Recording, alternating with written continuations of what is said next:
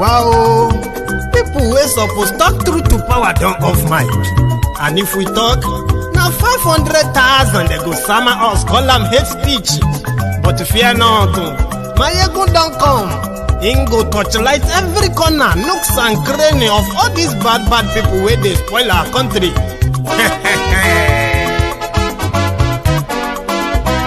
So my people make we laugh, oh yo yo. Maiyegun don't come, oh yo yo. My people make we shout, oh yo yo. Maiyegun don't come, oh yo yo. Maiyegun don't come, man of the masses, oh yo yo. Maiyegun don't come, oh yo yo. Maiyegun diary Politico, oh yo yo. Maiyegun don't come, oh yo yo. This one not the off in mind, oh yo yo. Maiyegun don't come, oh yo yo. Can in the touchlight every corner, oh yo yo. Maiyegun don't come, oh yo yo. Okay, some people be they holla say they want the power. Chai, them be promise us say we go get light and power. Them hustle sote they can't get the power. But now they know they do anything with the power. Every day, dollar just they get the higher power over naira. See them talk say make we off mind, but thank God say Maiyegun don't come. So my people make you laugh, oh yo yo. Maiyegun don't come, oh yo yo. My people make we shout, oh yo yo. Maiyegun don't come, oh yo yo.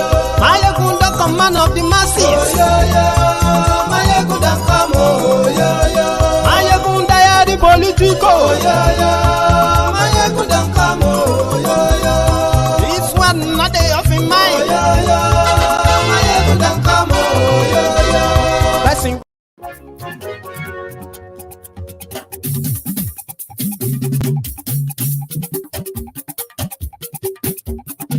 Maiyegun làwa mọ̀ làmọ̀ dódódódó. Maiyegun diary, Maiyegun number one. Hello there. Maiyegun làwa mọ̀ làmọ̀ dódódódó. Maiyegun diary, Maiyegun number one. Maiyegun ti dé o, ọ̀rẹ́ ará ìlú. Maiyegun diary, Maiyegun number one. Lórí Facebook. Good evening to you, good morning to you, and good afternoon to you from wherever you are watching from. This is Maiyegun Live. Àṣírí ọ̀jẹ̀lú kì í bò níbẹ̀ o. Maiyegun diary, Maiyegun number one. Bó bá ṣe é, àní Maiyegun máa wí. Maiyegun diary, Maiyegun number one. Ó sì tún ṣe é, wàá gbọ́ níbẹ̀ o. Maiyegun diary, Maiyegun number one. Invite your friends, invite your not so friendly friends, and tell them that Maiyegun today. I do apologize for this, technical glitch that caused a bit of a late start. But I'll make it up to you. It's going to be worth it, especially for every one of you who actually stayed back. So share this broadcast, okay? Invite those that should be here, and even those that probably must be here. By the way, you should drop your offering too. Like the broadcast, share it. And then we'll get started. Yes, Raki. Maiyegun ti dé. Maiyegun ti dé. Ọ̀jẹ̀lú ẹ̀sùn Raki. Maiyegun ti dé. Àní ẹ̀sùn Raki. Maiyegun ti dé. Lórí Facebook. Maiyegun ti dé. Àní ẹ̀sùn Raki. Maiyegun ti dé. Lórí YouTube. Just for the sake of those that probably will think that this image or the purpose for this image that you are seeing on your screen is to mock old age. Nobody can, cheat nature, okay? And when you are old and unwell, you get what I mean? There is what is called take a rest. Taking a rest means that you would never have to subject yourself to this kind of a torture, all for power. Now, that's exactly why this image is very much important. Don't think that we don't know that one can get very tired. Do you understand? Fatigue and all that stuff. But as for Kolu, Adon in Yoruba, Bati in Oyinbo, they say they know they sleep. Even one of the clowns who have become what do you call it? Who have become the ass licker, who returned from the UK to be their youth leader in Nigeria, APC. Egbekegbe, he once told us this, in case if you have forgotten. Hey guys, so this is like 12:30 in the morning, and I'm with Daddy at Charade while I'm at Tinubu at home. I told you that Daddy doesn't sleep until like 4 a.m. in the morning, and this is like past 12, and he's still not even feeling sleepy at all. Daddy, thank you so much, sir. You're welcome. Yeah, you're welcome. Thank you. But others are very much so suspicious of that guy behind him, and why this seems to be going to be a disaster in waiting. However, this picture was taken at an event called the peace meeting.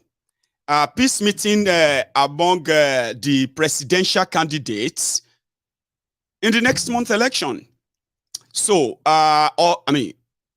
Kolu was there, Sowore was there, Kwakwazo wasn't. He sent his own deputy, who happened to be a miracle pastor, by the way. You know those pastors that was be like, and everybody would just fall away. That's Kwakwanso's vice president. He was there. But the drama that happened there yesterday was not really detailed, was not reported in detail by myself until I laid my hand on this clip. And in fact, one of the things we missed out yesterday, when Sowore was like being Sowore, you get, telling them to their faces, all of you, I'm not afraid of you. Do you get that? So that was the moment they took that picture. Kolu was gone. Otilo, it wasn't there. But there are many things that happened. However, the man who is the chairman, okay, is it the chairman, Abdulsalami Abubakar, the crooked crook that cooked the 1999 fake constitution that has kept Nigeria divided, underdeveloped, and one of the most corrupt, if not the most corrupt. So, Abubakar was there, Abdulsalami, and that was the moment Sowore told him to his face, all this nonsense you guys are doing here, that's not how he said it too. So don't think that's how. I'm going to show you the video. All this nonsense that all of you are just doing here, let me tell you something. If Nigeria was to be a real country, you guys, I'll come for you guys. What does that mean? For all your crimes. Abdulsalami Abubakar picked that and he was like, okay, hang on.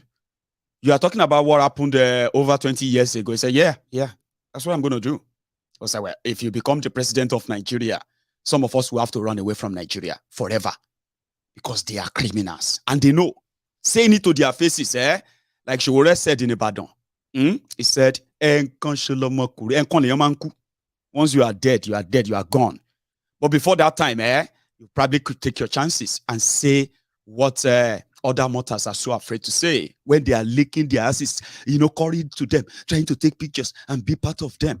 And that moment was when Sowore was very much Sowore-in. Sowore, who took that stage, forced the dictator that handed over to Obasanjo in 1999 to actually say, well, if somebody like you become the president of Nigeria, you would have to run away, which is true. So they will never make him or allow him to be your president. However, before I get to take you down, to take you down to Abuja and what happened, Kolu and others, there are many things I'm going to share with you tonight, okay? Just like I said, I'll make it up to you for that delay. But I've got I've got two news. One good, one bad. Which one do you think I should probably share first? The good news or the bad one? Okay, fine. What we're going to do is that let's go with the bad one first, which is really sad. Few days ago, or should I say about a week ago, the news broke that Fulani terrorists, right? They attacked a train station in Egoben in Edo State, and they kidnapped 32 people. A day or two after that, the government and the police and the rest, they said no, they were not 32, they were 20. So what happened to them? Oh, we are trying to rescue them. So few days after that, or should I say just a day after that, one member of our platform here, Idris, publicly told us that his own sister was among the victims kidnapped. You heard that on this platform, didn't you? So we all felt bad. Then, behind the scene, I was in touch. I was keeping in touch, checking. How is it? How is it going? And it was really bad. Then he broke the news just a few days ago that they have paid the ransom that they demanded from 30 million down to 5 million naira or so. But it cost them everything. In the whole family, it shook them right to their foundation. Well, we are glad that your sister is back. Let's just see to our own health and recovery. Unfortunately, ladies and gentlemen, in Nigeria, their media was reporting that the 20 victims have been rescued by Nigeria police. That is not true. They paid ransom to free their individual family members. Now, that's not even the worst. Here is the worst. As you are listening to this video today, the same sister of Idris that was kidnapped, paid ransom, freed, she came back with a life-threatening injury, internal bleeding, due to the torture of trying to force the family to pay up in time. By the time they paid up, she was already bleeding inside. She died yesterday. I mean, she was buried yesterday. I saw the pictures. But according to Idris, the family would just love the privacy. I don't really have to share much more than that. But I saw the pictures, I saw the burial and all of that. And that is one victim of one Nigeria that I've been talking about. Now you can ask yourself, who is going to be the next person? But you know the most unfortunate thing that followed it? Their media. Guess what they are now reporting? Oh, they have discovered that some royal fathers, some local traditional rulers in Edo State, they have, listen to this, quack, mad people, in order to ensure that the victims ended up being blamed. Listen to this content. They said that Nigerian police have now arrested the people behind the kidnapping in Edo State. Guess who they are? They are not Fulanis. Listen to this. They are the local leaders in the area.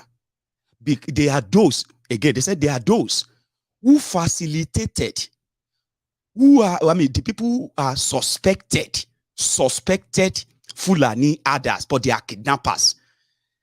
Let me rephrase. The people who are behind the kidnapping of people in Edo State, according to their media, they are not Fulanis. First line. Second paragraph, the people behind this kidnapping are local people in Edo who allowed those who are suspected Fulani, suspected, they didn't even put Fulani, they said suspected as men.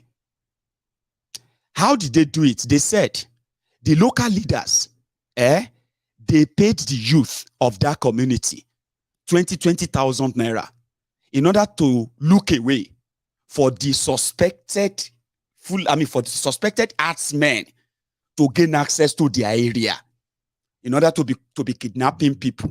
That's what their media said. But you know what they have done? Deviate from the real people who committed the crime. Idris, who witnessed the whole thing in their family, confirmed the people who they spoke with, the people who collected ransom from them, But the media in Nigeria, on social media, everywhere, they are twisting it now. They are turning it. So, I'm sorry, that's the first bad news. And if you won't mind, this may look, this may sound like forever. Are you with me? I won't mind us just keeping just a minute silent. That this actually now hit home. It happened to one of us. So who is next? Just a minute.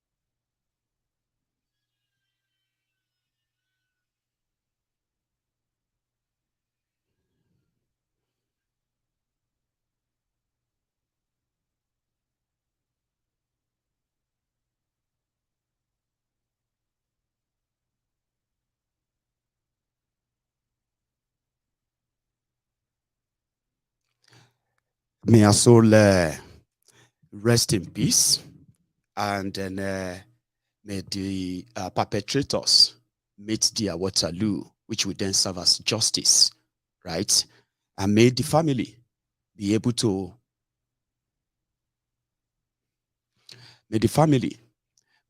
actually like live or recover from this kind of a trauma. If it's not you, you can't understand. However, Idris, our condolences to your family from here in the Temple of Truth. Now, the good news is that our back to school project is indeed now fully on track. Our target of printing out 50,000 copies of school exercise books for the school-age children in Yoruba land, where we intend to target 6,000 of them across Yoruba land as our own way of contributing so little. It's very, very much, out of sincerity, as you can see. So we would be going ahead with that. But yesterday, I got one very good boost from one member of our education team. The people who are actually behind this, discussing the the pattern, the design, and then everything behind this whole project. One of them, a very, very wonderful woman, Alaja Idera. She came through for us, even though I told you that we were still very much in a bit short, even though, we are running out of time. But she came through by, donating ₦1 million towards this project. So as we speak today, we have been able to mobilize the printers, right? We are going to print all of this. And then we expect them to be ready before the end of this coming week. Now, that's the plan. And then afterward, we are going to set, ball rolling. And you will have to witness what we plan to do, what we have been talking about all this while. We are still very much grateful to everybody who has been chipping in every penny, appreciated. From the bank, I personally have received £125, right, from 2 people as well, which is also in the bank. And we've also received, I received, I think about £90 or so from a donor from the US. So thank you. All this eventually are getting us closer and closer and closer to what we want to do. Also, I did tell you, right? The 2 members of our own, one of them, which is in charge of our diaspora, logistics and then procurement, Yomi Totu. So Yomi Totu and another prominent member of our own planning team, behind the scene. I will just call him Olowo. These two, nationalists, these two prominent guys, they came together, right? And they have also donated 15, 15 projectors, including projector screens, which actually each of them is worth 100,000 naira. These are going to be delivered to our team in Nigeria in these coming days. So all of these are the signs of the positivity of coming together, the idea of coming together and build something that can actually stand the test of time. I am very proud of us. Sincerely, I am. And so today we paid out, like I said, mobilizing the printers. So we have paid out 6 million naira already. So hoping to balance them up in another few days if they deliver to us right on time. So we have no problem with money anymore. Okay. So we are still kind of left with a little bit of a shortfall, but that's not a problem of money. We can always make that up before the day of, living. So yeah, that's good news. I think I should say before I get so deeper into this conversation tonight. So yeah, thank you very much for your time. However, I think we should just go to Abuja, where this happened, and it's been the talk of the social media everywhere since yesterday. Sowore, right, was one of those invited, like I said, and he did have to make a statement. So, but I think we should first hear from the organizers, Abdusalami Abubakar. Maybe you should listen to this. Thank you very much.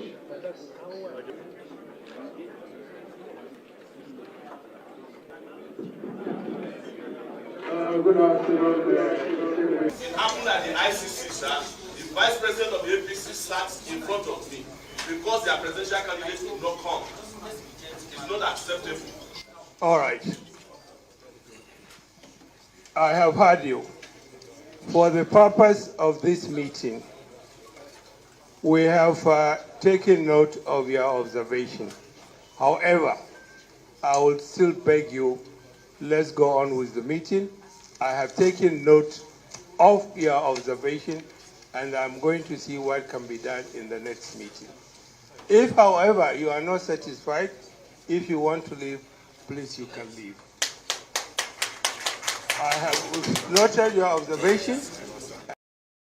Now, talking about that observation, before that long speech, what was Sowore's observation that caused the ruckus, right? This is it. My name is Sowore. I'm the presidential candidate of the African Action Congress, and I'm going to be the president of Nigeria come after February 2023. So you all better be careful.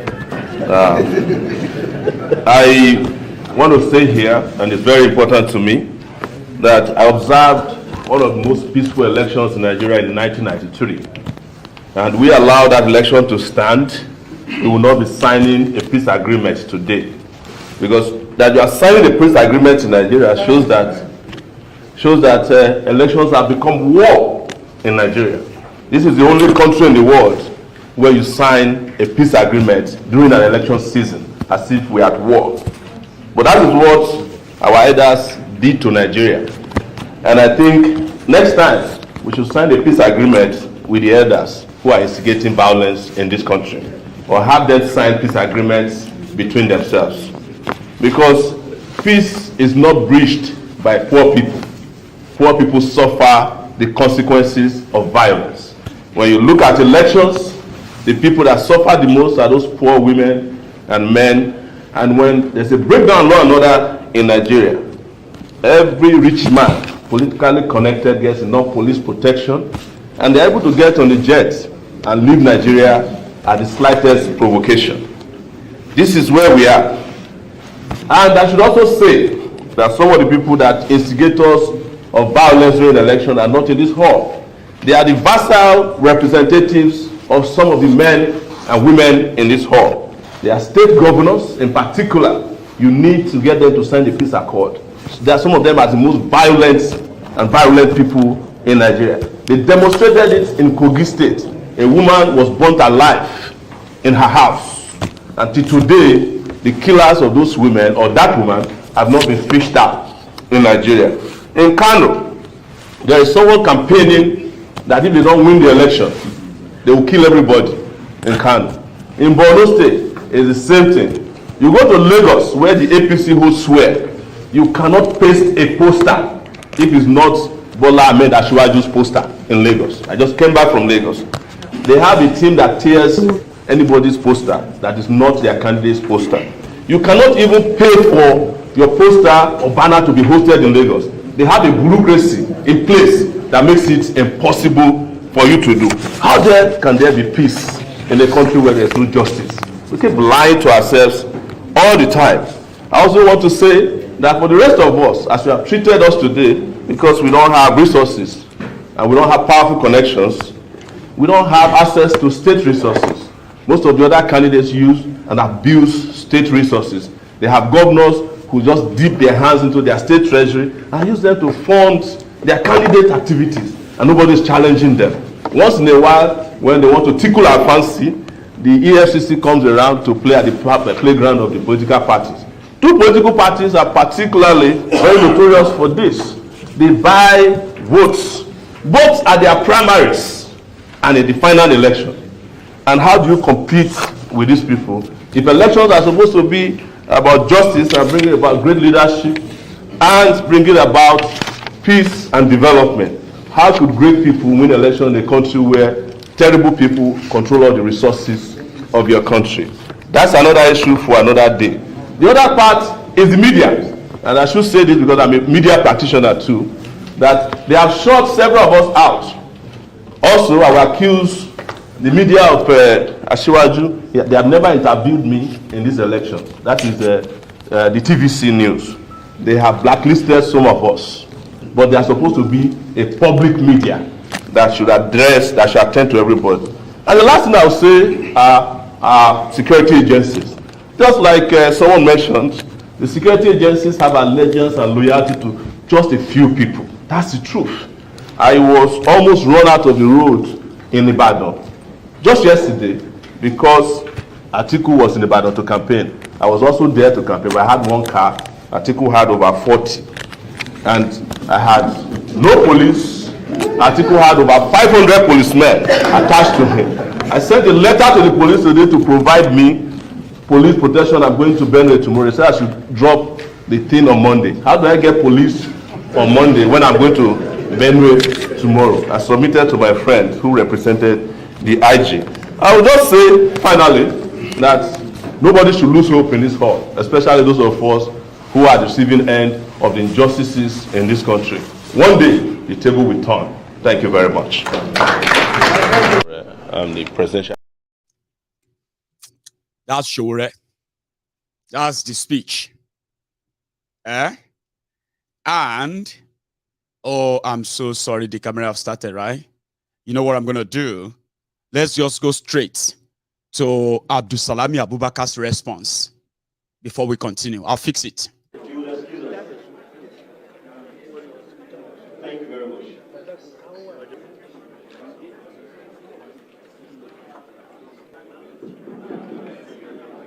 Good afternoon. It happened at the ICC, sir.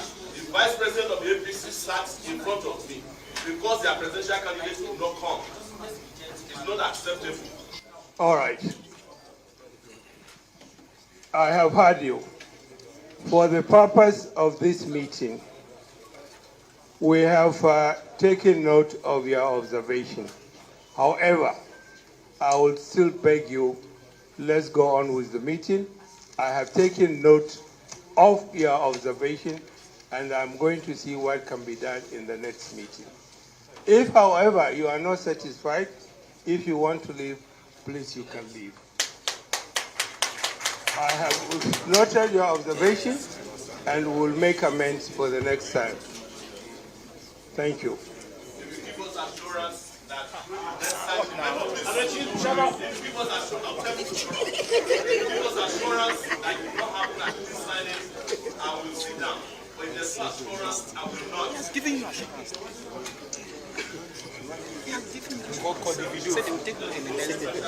Settle down.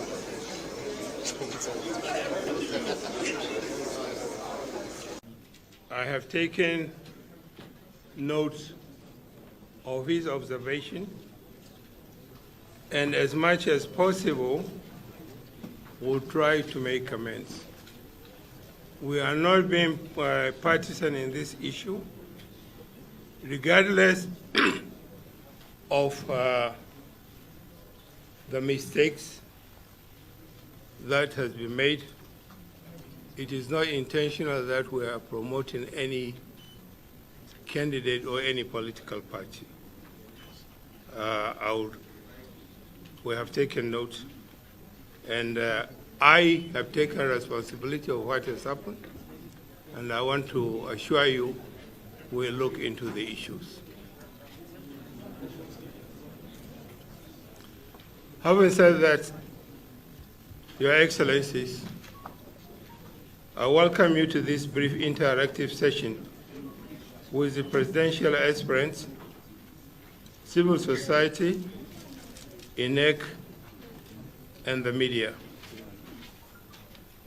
The purpose of this initiative by the Peace Committee is to build up the confidence of our people in the electoral process and to ensure that we do all that is possible to ensure that these very crucial elections are successful. Our intention is to hear from the presidential aspirants themselves and see how we can rally all our people to ensure that all citizens are able to elect the leaders of their choice. It is impossible to have all contestants into one room, and so we hope that whatever we discuss here affects all contestants in these elections. Your Excellencies, you may recall that on the 29th of September 2022, that is last year, we invited all of you for the signing of the Peace Accord at the International Conference Center, Abuja. You may also recall that we placed advertisements in all major newspapers and the social media calling all presidential candidates to be mindful of the concerns of Nigerians on such issues as the need to use temperate language, avoiding raising the tone of violence, and to conduct themselves in a manner that does not undermine the electoral process. Let me thank all of you for attending that meeting and signing the Memoranda of Understanding. We have deliberately widened the scope of this consultation so that we can improve the quality of our listening to the concerns of our people. We are not here to listen to accusations and counter-accusations. We are not here to trade blames, but to raise issues and concerns so that we can explore the best means of resolving these concerns. I appeal to all of you to be moderate in your language, show respect to the views and concerns of one another, and listen to the concerns expressed. We are not here to find out who is wrong, but what is wrong, and to see how to correct it. I want to appeal to all Nigerians to appreciate the seriousness and the significance of these elections. We have gone through many difficulties and survived them. We are pleased that there are measurable improvements and that INEC is assuring us that it has resolved some of the areas that have often caused violence. Also, the security agencies have also continued to give us assurances. Our hope is that you can raise your areas of concerns and let us see what can be done to instill confidence in this process. Finally, we appreciate the work of all the agencies involved in our elections. I want to commend the media, the civil society, for And the blah, and the blah, blah, blah, blah, blue. So, talking about Bala, blue, Bala. Kolu. It was in Jigawa today. And the news that came in was then was that the Labour Party members have decamped to APC. I'm coming back to that. There is, where is that again? Yeah. I was telling you something about the APC. Sorry, Kwakwanso's running mate or vice president, a pastor. This is him. Where, he met with Kolu at the peace meeting. So you see that old man is the man who wrote the fake 1999 constitution that protects criminals and punishes anyone who tried to stand up against them or what have you. So Sowore saw that chance and he was able to tell them everything, all articulately, yeah? Now, they don't give a damn about anybody. It's just a sort of a mock process. But there's something that was said. You are signing peace deal where you are not at war. You want to do election, but you have to sign peace deal. Peace for what? It is just a show off, a charade. Absolute insignificant, right? Anyway, I'm going to take you to Jigawa. But before I do, that man is talking about election confidence. One of the things that gives, especially the obedient, what is giving them that confidence, that courage, that belief that if they keep going and going, they could actually do the unthinkable. They could do the undoable. They could make history. They are relying on a machine called BVAS. Now, you see this machine, according to INEC, they have procured them. This machine doesn't need internet. It doesn't need electricity. It is charged, all right? And it can collate the votes, the election votes, tally the results, and transfer it into the INEC main server, which means the result can be altered, except if it is altered by the INEC national. Something that gives them a confidence that all of these KKK votes, the 3 Kardashian votes from the northern Nigeria, they're obedient, they will submerge it, right? But here is something. Just before the end of last year, right? What do you call it? Your election voters register in Nigeria says you have about 93 million of you registered, Abi. However, in Imo State alone, they discovered fake voters that they planted or sort of injected into that same 93 million, total voters in Nigeria. INEC was supposed to use their machine to sieve out fake registration, Abi, because you need to thumbprint biometrically. One person can register twice, but that's a lie. Now, somebody discovered that they have killed that person's uncle, burned his country home for taking them up on that fraud. And that guy said, that's just Imo State. He discovered that same fraud in more than 23 states, most of them APC, Egbekegbe's control states.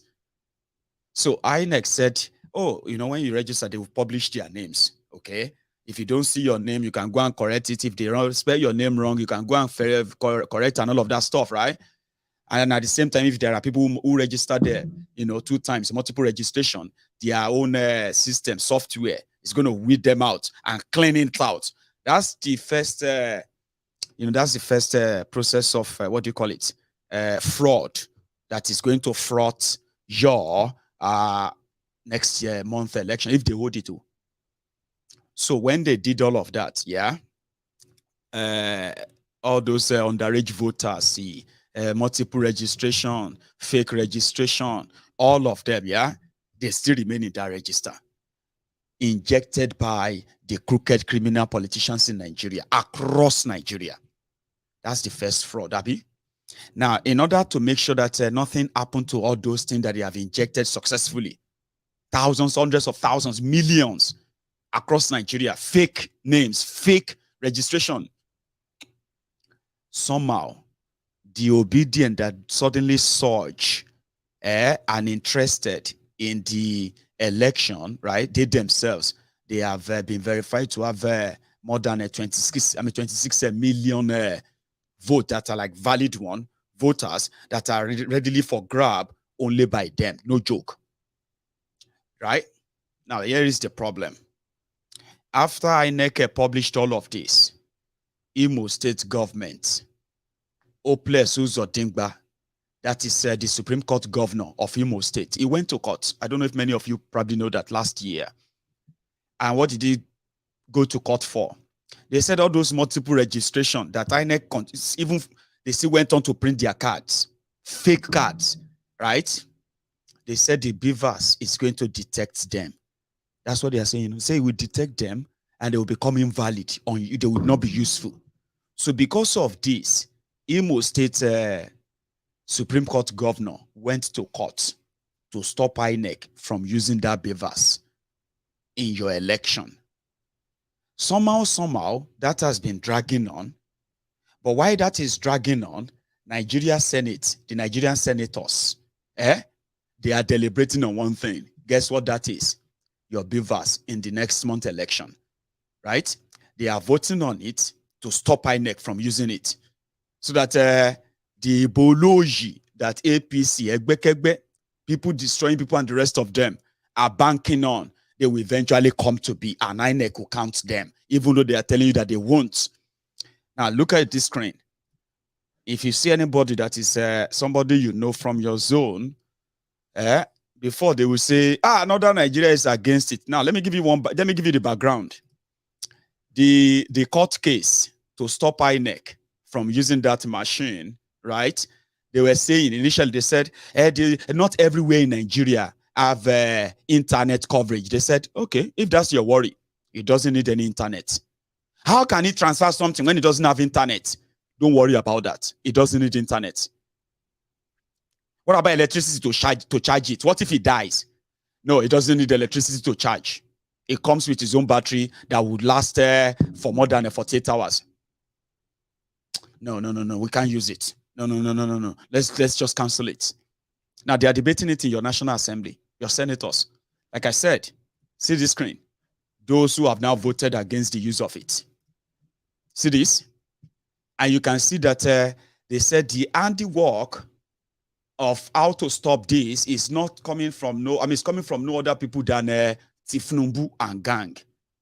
They initiated the court case, and then, right, they're also mobilizing their members in the National Assembly to make sure that at the end of the day, it won't be used. I'm just saying this to some of you who are actually banking on a system that is so fraught with fraud. Now, those are the people who vote. There are 109 senators in Nigeria. Senate president minus Senate president will be 108. Now, these are the people that would not want your INEC to use your BVAS machine. I'm talking about the drama in the political front. Wala don't happen. After the Atiku store of Southwest Nigeria, you know that before now, you have been hearing about the G5, where a wiki and his team here and there, saying that Atiku, they go anywhere. And they are going to announce their candidate in January. January is almost gone now, where a wiki and his G5, they are no longer reigning. Sure, you get now. They are no longer like the talk of the town anymore, because it's like the shine is completely going off them now. That if they come up tomorrow and say we are endorsing this person, that's the person we want to vote for, it won't really be so kind of, you know what I mean, like something so strong anymore. But they showed Atiku. Atiku went to Ekiti. When he got to Ekiti, the likes of Fayose, who are like supposed to be members of his campaign, PCC, Presidential Campaign Council. About they want Joju Atiku, for those who understand Yoruba, then chop Atiku high. But still, so far, the money was paid. They still did some mobilization, but Atiku knew then that it was just there for just a show. Otilo again. He got to Abeokuta. Baba, they won't lynch Atiku and his people. Sure, you get that's the one that Omoyele Sowore mentioned earlier. They won't lynch him. Stone them, pure water them, drag them everywhere. You know, that they had to shoot their way out of Abeokuta. And when they got to Ibadan, where Seyi Makinde happened to be one of the G5 as well, it was the same cold reception from the people that are supposed to really, you know, but the members of PDP there, they are like, no, if you pay us, we'll do the job, we'll mobilize our people. We are not part of G5. And that has been the problem in the entire Southwest, But you know what happened there? Atiku can actually see that things are not actually as expected anymore. Here you get. There seems to be no way anymore when it comes to, especially when it comes to those people from the Southwest. Somehow, the people from the southern Nigeria, he can tell they are lying to him. So from nowhere, they just announced, maybe they sack everybody. We did Kitty, we did everywhere. You see, suspend them. Starting from Shimaroke Unamani, they said anti-party. Anti-party. You know what anti-party means, right? When people begin to support other people, other candidates, different from their own party. And they are doing so publicly, without any remorse or shame. Shame you get. Because it is about interest, they say. Yeah? No permanent friend, no permanent enemy. Only permanent interest. But Baba, in your life, have you ever asked them, whose interest are they talking about? Is it their own interest or your own interest? So publicly, Unamani, the former governor of Enugu, a thief that stole over 100 billion naira from Enugu State, a complete criminal that has managed, right, after looting and depleting Enugu State for 8 solid years, which is no, poverty, empowerment scheme, scam. He ended up in the National Assembly and he's been a senator since then. A criminal that is also wanted in America, by the way. That's something I don't know if you know. But suddenly he found his friend, his colleague, Tinubu, very much interesting than Atiku.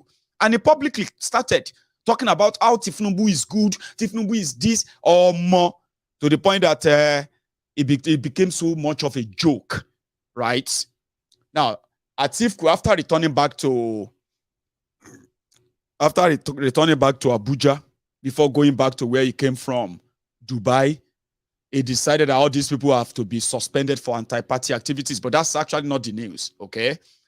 These people, Unamani, Shimaroke, Unamani, who else again? Ekiti State, Ayeni Funsho, Ajibola Latif, Oladimeji, others are Miola Adenike, Jennifer, Ajayi Babatunde Samuel, Olayinka James Olalere, Akerele Oluyinka, Fayose, Oluwajomiloju, John. I think that one is Fayose's brother that is supporting Obi. And they are like, you know what I mean? So now this is Atifu's firing back. And you know what people are saying? There's no matter, Jare. Atifu himself don't shot say, Southwest, Jare. You remember the time they were saying that Peter Obi is coming to come and divide Atifu's votes. Then the story changed. That even if he's going to actually, he will never get up to 100,000 votes. Then the story changed again, right? They said even if he's going to like challenge Ashiwa, they said this election is between Ashiwaju Awole and Obi. Narratives have changed many times. You know, I'm somebody who followed the whole thing anyway, so I keep track. As things are changing, the people are reacting to them. Until today, people are now saying that it like Atifu no even day. Like everywhere they see Atifu, they just feel like, well, it's got some money to spend. So, and that's Atifu's reaction to his visit to southern Nigeria. And immediately after that, he announced, he said, I have concluded all my campaign in Southwest Nigeria.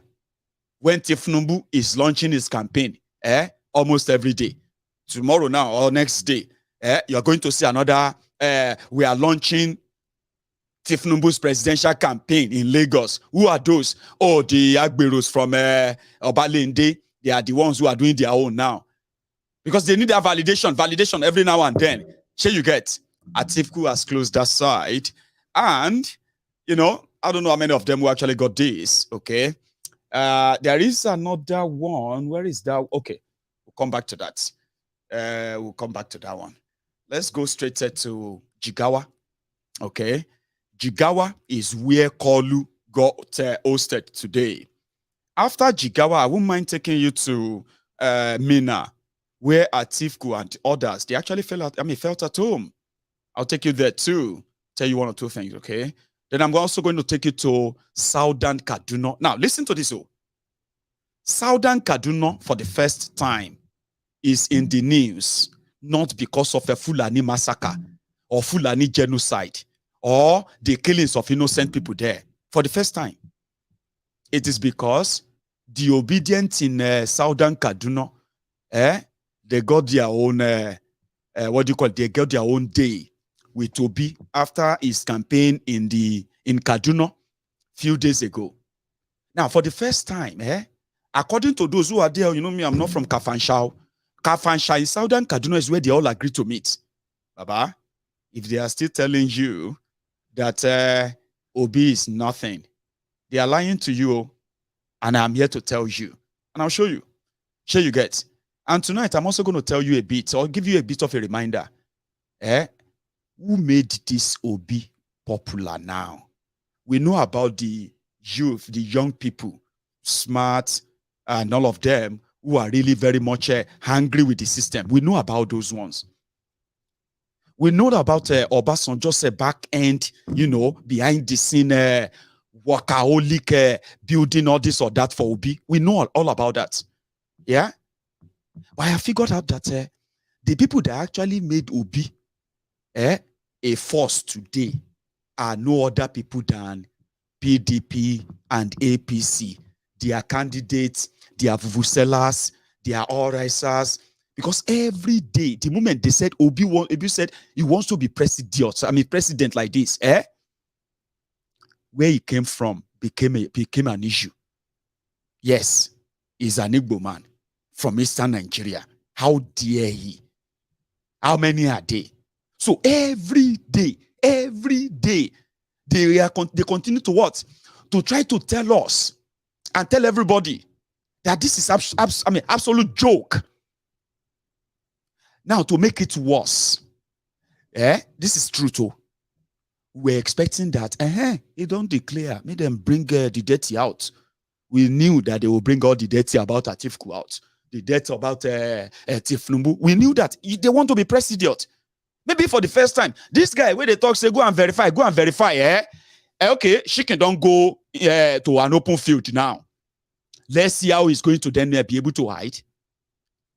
Baba, what we started getting are just vile, hateful, fake news, divisive things against Obi, to the point that some of them became so blinded with this hate, that they can't see their own brothers around them that are already shouting this Obi as well. They can't see them, and they started saying that Obi and obedient, they are just Igbos from one part of the country.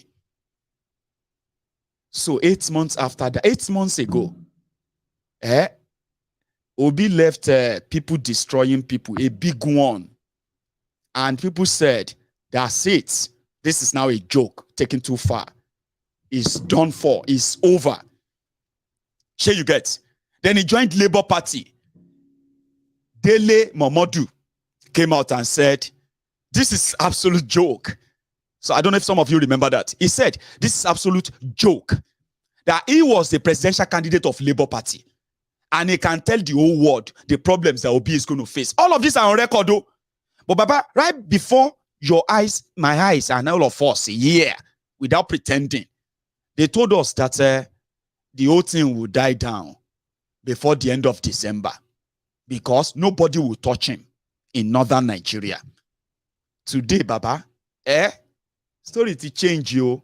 I don't mean you don't need to change your mind, okay? But me, I am here to show you how this is going to go. Even the establishment, they are worried. Let me give you one instance before I go to Jigawa, where Labour Party supposed, listen to this. It got to a stage that Kolu said, I can't even say his name. It's so insulting for me to even say the other one. I can't even say his name. From I can't even say his name, it's an insult that one is even saying you want to be president. To shouting his name, Obi, why now, Obi, you cannot do it. Obi, why?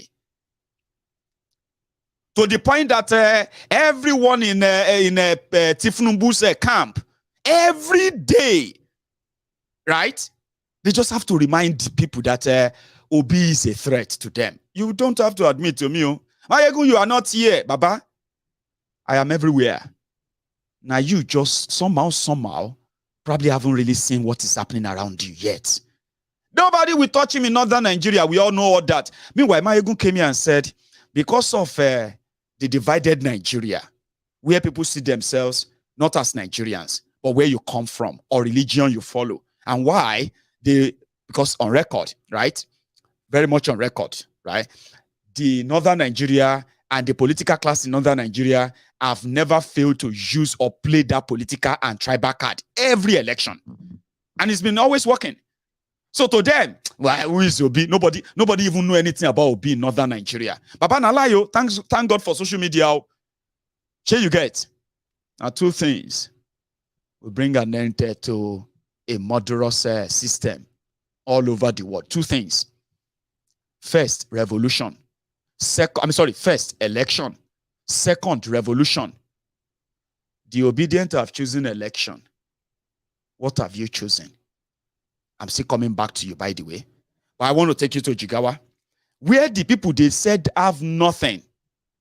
Suddenly, APC, Egbekegbe, they are celebrating that Labour Party candidate, governorship, House of Assembly, everybody, they have come to APC in Jigawa. Really? But we thought you said it was just to be. Nobody is running for anything. They were so happy. But let's go to Jigawa, because this is what happened in Jigawa today. Where Kolu was welcomed by joyous Jigawans.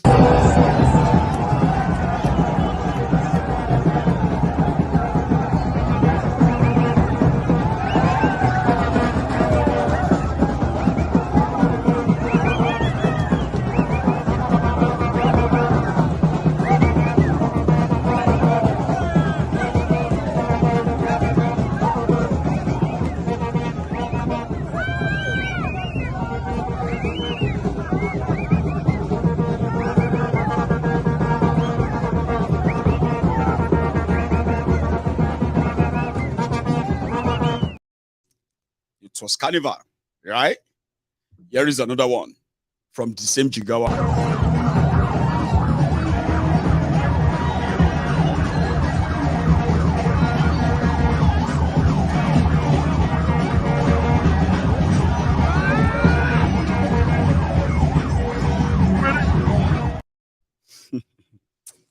Mind you, I actually have a longer one, longer than that, where they drove him in a motorcade, or should I say buscade? I think it's motorcade, open motor, whatever, you know.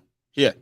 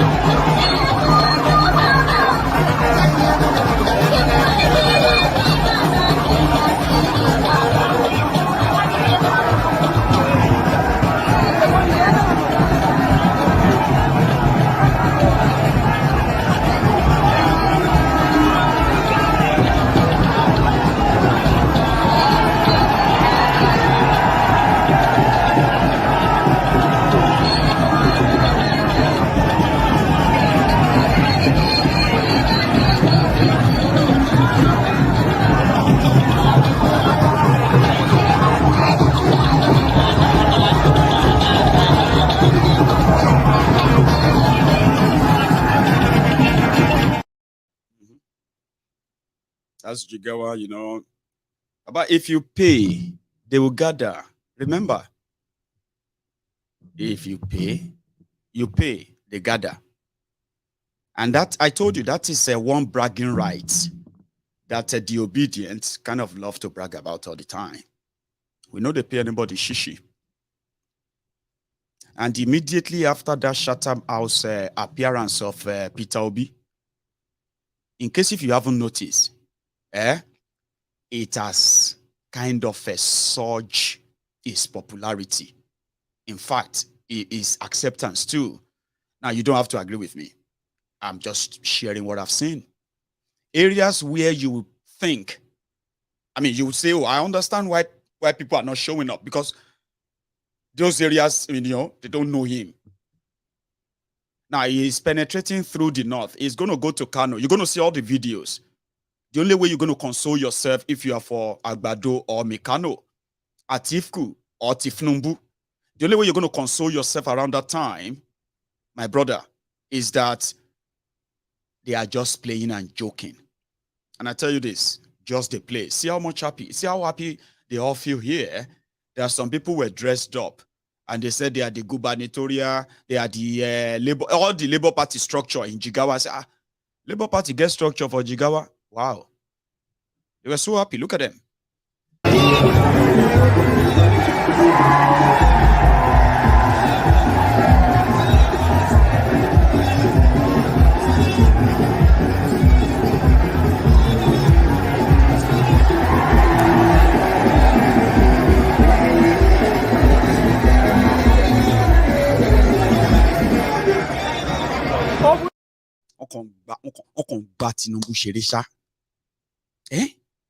Those ones that came out there, in those dress, what have you, yeah, they would have been like paid as well and say, come and show people that there's nothing like labor here. So the point here is this: these guys have pushed Obi, they pushed Obi themselves, to become what he has become now.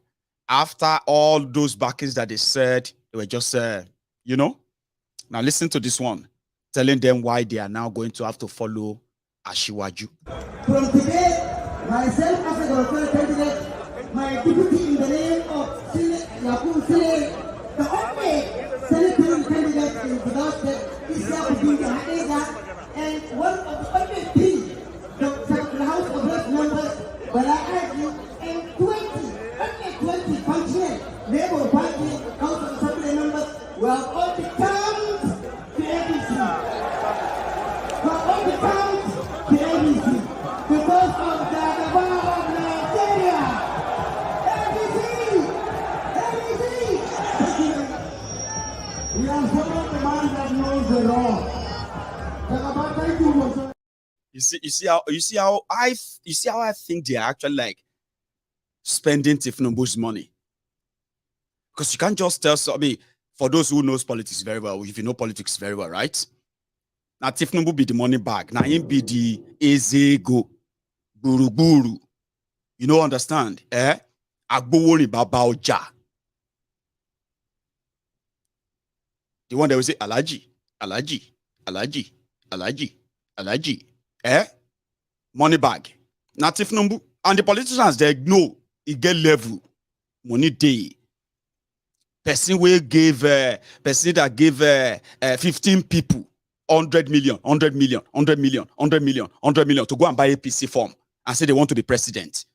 It got to a stage that even people that are not in Nigeria, they bought forms for them 100 million. You think it's a joke? They need that spectacle. They need that show off. Even though they do, they want to show that off. Even though they don't need all of that. Jigawa na APC. Is Labour Party a threat there now that they are not telling you? Now they have to go and give them uniform to come and welcome Tifnumbu and say Labour Party. So Labour Party get people like that in Jigawa? Wow. Then they are not telling you something. I will tell you. The end result no go good. I tell you. Even Tifnumbu no go agree. If the whole thing no go according to plan, he won't believe it. He won't agree. So you get. I hope you know that. They have taken so much money from him. So much to put up all those spectacles you are seeing everywhere. So much money. Money where we say is so much. Where we say people are like, they are like, it's like eating a jackpot. Just tell people you pay them, they'll pay you. When the program is about to finish, you run away. People where you brought here, they can find their way back to where they come from. But as for Tinubu and his team, they have taken the pictures, the video, everything as a spectacle. They are fine because that's all. That is just like something to show that they were there. The real thing, go, is going to be the usual vote buying where they go bring the real money. Somebody told me in Lagos, he said, Maiyegun, I said, this your election for this Lagos, for them to be able to make Tinubu to actually even win ordinary Lagos, they go spend money. Oh, my friend that lives in Lagos, that lives among them, you know what he says? Maiyegun, they are already telling us that what each vote, they are ready to pay 50,000 naira per vote in the areas that people are going to try to make to make it difficult for them. And in this case, those areas are like springing up every day in Lagos, in that same Lagos. So, and that is why they have to keep spending money, organizing rallies that we say they are using stadium to show something, to show that even if we have to rig, look at all this crowd. Who do you think they are voting for? Have you not seen them for the past 1 year? For the past 2 years that they have been doing everything? How dare you think that Asiwaju cannot win Lagos and all of that? You know, all of this, even people in Lagos, they are now keeping sealed lip like 50,000 naira per verse is impossible. Maiyegun, it's like you have no idea what is going on right now. It's only 50,000. That's how much they are bringing. And you know, one thing is this. This may actually be, if they manage to jello, all of una for Nigeria, you will never recover from this. I'll tell you why. You see, your election is going to be the most money-consuming election ever. You have been talking about buying votes, Abi. But you will see things that will make you feel like, so now it is like the criminals emptying their wallet, emptying their vaults. And all of you collecting for those who are going to be lucky to get those money or unlucky. When they manage to now jello, AJ ya to jekwe, ha!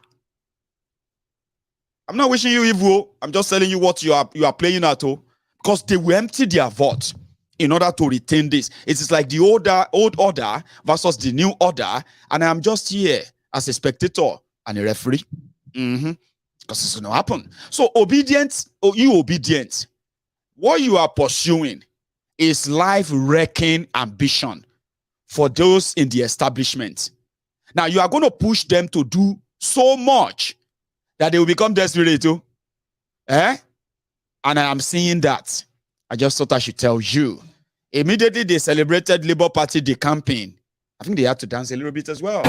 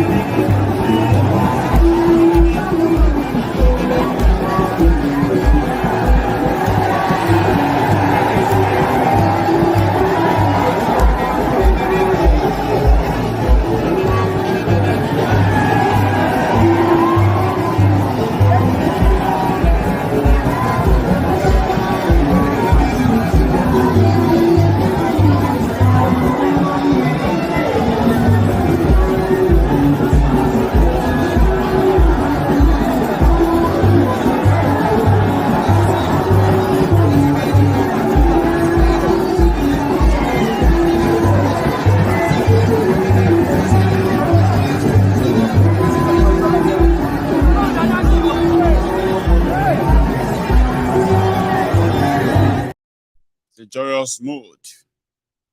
As long as everybody gets paid, there's no wahala. Until we started seeing videos later that will show that they no pay some people. Right? That's when you begin to feel, I feel sorry for these poor people. Some of them now 500 naira they will collect. You see this transactional charade. One good thing, and I want you to please, facts are different from a falsehood, though. Here you get. Facts can be changed. You get what I mean? Right? Other things can change, but facts don't. The first fact is that wherever you see the obedience, right? For those who have been following them very well, the Yorubas, the Northerners, the Easterners, and everybody, the Abrodians too, Abrodian obedient and all of them.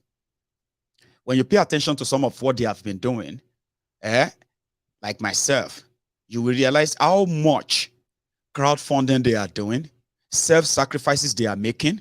A lot of these things you are going to see in everywhere are done by them, not by Labour Party, not by these guys. They started a TV station. They called it Obedient TV, just for their campaign. They started a radio station. They call it Obedient Radio, just for their campaign. And they are their own advertisers. They are not hiring people to help them advertise Obi or anything. Now, all of these are like a free resources that Obi and Labour Party don't have to pay for. Then, when you see them, they troop out anywhere. Nobody is coming out because they say, oh, yeah, Obi is coming. Oh, maybe I will see 500. Maybe I will see 1,000 naira. Do you also know that within that issue of mobilizing themselves, there are some of them that actually like put money together like this, and give to those they believe actually need support. Just to, if that will convince them to follow Obi. I have seen a lot. I have record of a lot of things these guys are doing. They are, some of them, they are there going to the market to buy buckets, put Obi picture, put Labour Party on it, started sharing in their communities. These are not like the traditional way of doing things. Like you will see politicians going about everywhere, buying bole, or plating the hair of people, of women, like Ubima Judas Iscariot, Amochi, and then and the rest of them that would have been eating agbado, eating bole, doing the other. Now, disobedience changed all of that. Have you not noticed? That's a fact. Even if you probably don't see it as anything. The only thing that they haven't changed, right, is to completely ridicule the vote buying. That will never be found out until the day of your election. But what haven't they done? On social media, they've taken over everywhere. On the street, they've taken over everywhere. And this is also a fact. Now, their number are unknown. They are called silent majority. But you know where they are coming from. You know the background of where they are coming from. All of these are facts. Right? Now, anything you make up after that, like, he's not going to win. They are not going to let them be this. He's not going to do anything. Those are the future present tense. Although you have a right to it, to joy or what have you. I just thought I should mention that. Just before I continue. Southern Kaduna have always been in the news. For only bad news or bad reasons. You know that. Southern Kaduna. But something happened today. And the reason why this is kind of, something I'm going to touch is that the person that destroyed Kaduna State and divided Kaduna State, El Rufai of Kaduna, I'll tell you a story. In 2015, after the APC scam, change scam, the stage was set for all that you are witnessing today in Nigeria. APC, Egbekegbe, they never believe that an incumbent president in Nigeria could be defeated. And it will actually like concede defeat. No fight, no nothing. So they were prepared for the worst. The first thing they did for 3 years under Goodluck Egberejolantan was that they were able to infiltrate his government. Every individual, including his own vice president, every individual that joined or got appointed or what have you under Goodluck Egberejolantan, minister, personal assistant, what have you, name it, that represent the northern Nigeria, 80% of them got converted, turned to work against Goodluck Ebele Jonathan and bring that government down for the sake of Bokwari. It was premeditated all along. You see those 20% of them that didn't budge, those are the first scapegoats that APC Egbekegbe went after when they came to power. They didn't believe it's going to happen. What did they do? They went on to the rest of African countries, and they were inviting terrorists down to Nigeria border. And they were telling them that the current government of Nigeria is an infidel government that should never have existed. If it should stay beyond May 29, there will be war in Nigeria. Did you know that? Well, the Fulani terrorists that have now become celebrities in Nigeria gave an interview, and they confirmed that they promised them everything. They told them, they got them guns. They said Nigeria police gave them the guns. And they told them that once APC comes to power, they are going to give them land. They're going to build them schools. They're going to build them stores, markets, and they're going to build them ranches. But APC came to power and they abandoned them. That's why they're committing kidnapping all over Nigeria. Because government has abandoned them. They invited them, they abandoned them. El Rufai confessed on the national television, on Channels Television, that people are saying that he did that, he did that. And this was the time, this was immediately he came in. Southern Kaduna went on fire right away. The people that used to be able to defend themselves, people that used to be able to fend off these terrorists, El Rufai, they didn't just bring them on, they empowered them. He said, we told them, if you have lost a cow, we'll pay you. Come back now. Your brother is now in charge of Nigeria. El Rufai said that. And since that day, May 29, 2015, the people of Southern Kaduna have never known peace. And they have never seen development. In fact, when you go to Kaduna, you will see Kaduna Central and Northern Kaduna. That's exactly where government exists in Kaduna State. The rest, they are just existing for the existence sake. And this is also a fact. Southern Kaduna, 40 people killed. Southern Kaduna, 300 people killed. Southern Kaduna, 7 villages ransacked. Southern Kaduna. Meanwhile, Nigeria, that same Southern Kaduna is playing host to more than 8 security institutions in Nigeria. See, I'm talking about the headquarters of security institutions, from police to military to Air Force to DSS to name it. But the people of Southern Kaduna continue to bury their loved ones. It became a religious genocide. This same El Rufai, when the terrorists, when they ransack villages in Southern Kaduna and people run away to IDP camps, this same El Rufai is now reallocating those villages to Fulani terrorists, and they are renaming those places and they are gazetting them. El Rufai said the reason why the Southern Kaduna problem can never settle is because the Christians in Southern Kaduna, they don't want Muslims. They don't want any Muslims.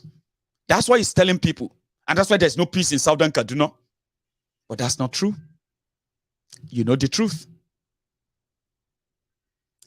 So surprisingly, we are not talking about the killings in Southern Kaduna tonight. We are talking about the obedience who turned what has become a sort of a nightmare that they can't just wait for it to end, and thinking that the same APC, Egbekegbe, that did them so bad in Kaduna, that El Rufai believed that Christians are infidels, they are roaches, they are nothing. That he said it public, and he said, listen, you guys are nothing. You are Christians, you are absolute nothing. And if I have to prove that to you, right, okay, I'm going to choose a Muslim deputy, then go and do your worst. Maybe you think you matter. I'm telling you that you don't matter until we say you do. This is Northern Nigeria. This is Sharia Nigeria. Don't come here and start saying that you are Christians and we have equal. You know what I mean? This is true. He chose a deputy, and she was a Muslim. He rigged himself back. And then he sold the idea to Tinubu. We have suffered so much in the hand of terrorists who are hiding behind their religion to kill innocent people. just to claim supremacy. We have suffered so much under these criminals. Then out of their own insensitivities, Tinubu, a Muslim, chose another Muslim, a terrorist sympathizer, somebody that Dinomela called Osama bin Laden. That's APC for you. They don't give a damn. They will tell you it's not the issue, it's not the problem. El-Rufai sold that idea. The people of Southern Kaduna are living witnesses to what Muslim mean when the criminals who are proposing it, they don't mean anything about religion, but subjugation and control. That's what they are doing. Now we are not talking about the killings in Southern Kaduna. We are talking about the Muslims, Christians, the young, the old, the victims of the 8 years of APC murderous regime. They came out because they see hope in something real. And I was obedient there today. And I'm going to take you there, okay? There are some instances. Then I'll take you to whatever he told them, Obi. I think this is one of them. No, I'm going this should be...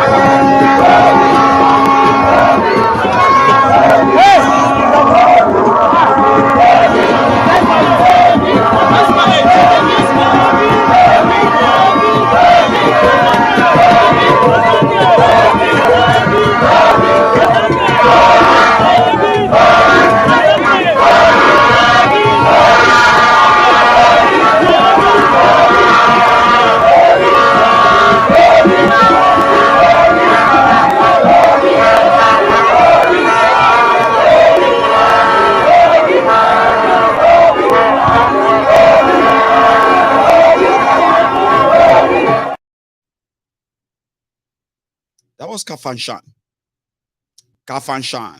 in Southern Kaduna. And I think I've got another one. And this particular one is actually dramatical. And this also happened. No push him. No push him now. Just wait. Give me your number. Put your number out. Then tell me. Wait,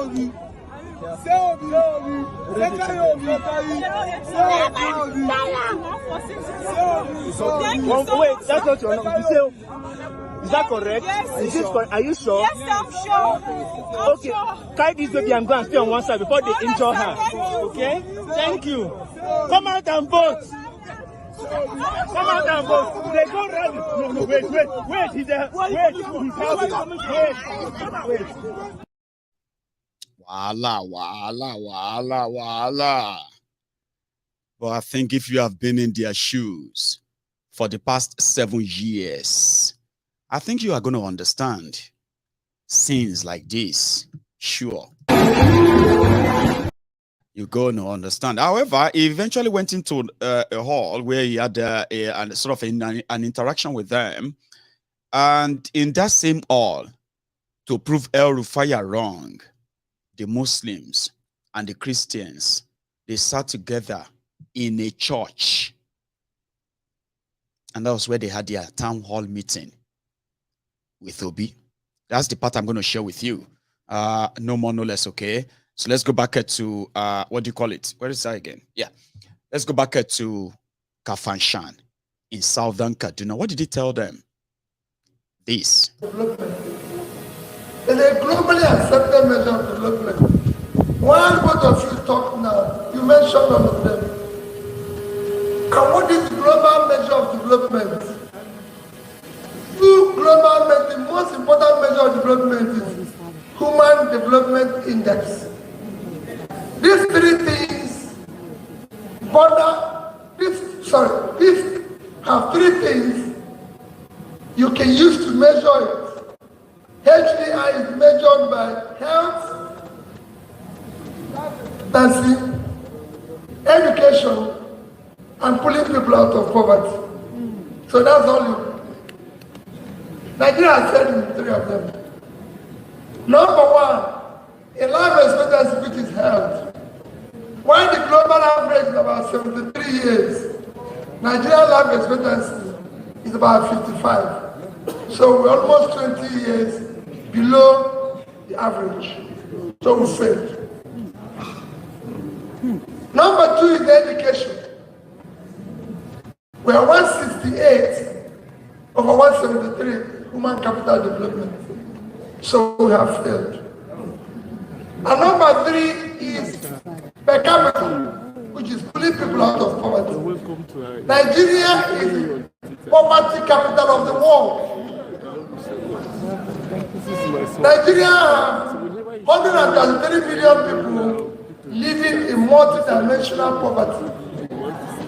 But to tell you why and how it is, we have more people living in poverty than India.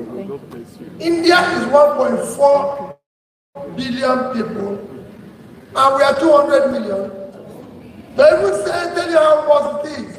We have more people living in poverty than India and China combined. These two countries combined is 2.8 billion people, and we are 200, or more people living in poverty in both of them. Even the anarchy and the problems we have the highest. And when we talk about this poverty, it's more in the north.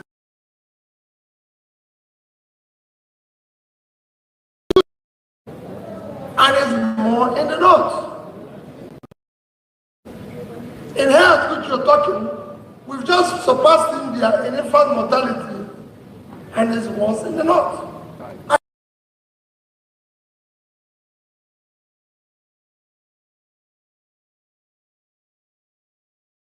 We have global average 5.8%. 5.8%. We have a crisis. And that's what we need to deal with. And that crisis is not a crisis where anybody will say people in Southern Kaduna are worse off. Everywhere is a crisis. No place is safe in Nigeria. Nobody is safe anywhere in Nigeria. Not the bishop, not the pastor, not a man, no longer not the traditional rulers. Everybody is unsafe. Because anarchy consumes everybody. And that's what we're trying to solve. So for me, when you talked about it should not be about tribe. No tribe buys bread cheaper in Nigeria. Everybody is hungry.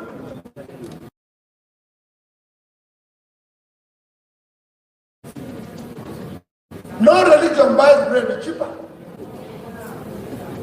If the chief imam mosque today and start selling food cheaper, I assure you, people will go from your church and buy the bread and the food and come back to their church. So if there's a road anybody stand and say if we pass by only Christians, Muslims will pass there. If there's a job there where you're giving people a job, only for Muslims, Christians will come and take it and go back and start their worship. So we have a crisis. Why is this crisis? There's nothing wrong with Nigeria. It is cumulative effect on leadership failure over the years. You have leaders who have refused. I'm not saying some of them have not done well, but I'm very sorry for the quality of that video is very poor. I didn't know it was going to be that poor. Okay. However, yeah, he was there and he left his real mark. And that takes me back a little bit to that suspension of PDP people by Atiku for anti-party or so. Yeah. Somebody sent me this video and it's from Enugu, I heard. And the person speaking is a senator of PDP. However, well, in their meeting, he said this. Talking about P2B is my personal friend. He comes to my house. Nobody should indict anything against P2B. We all love P2B. We want him to be president. Everybody should stop on his own claim. If you want to go and represent Suka, talk on your own. P2B have already told us. Answer your own name.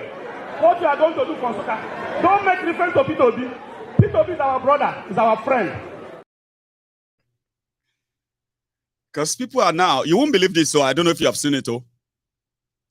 People who are in PDP, instead of, when they print their posters in Eastern Nigeria, some of them, they will put Peter Obi and they will put themselves. Instead of Atiku, they'll put Peter Obi. Now, this is just poster, right? Now, in their meeting, go, inside PDP meeting, they are talking about the same Peter Obi and what side. So someone is now trying to use that same Peter Obi as a leverage over somebody that is, complaining. That's how much it has become. I just thought you should know. Let's go to Mina, where Atiku and the rest of his crew were also there to speak to the, what do you call the Mina? Mina Nights. I don't know. Let's go to Mina, by the way.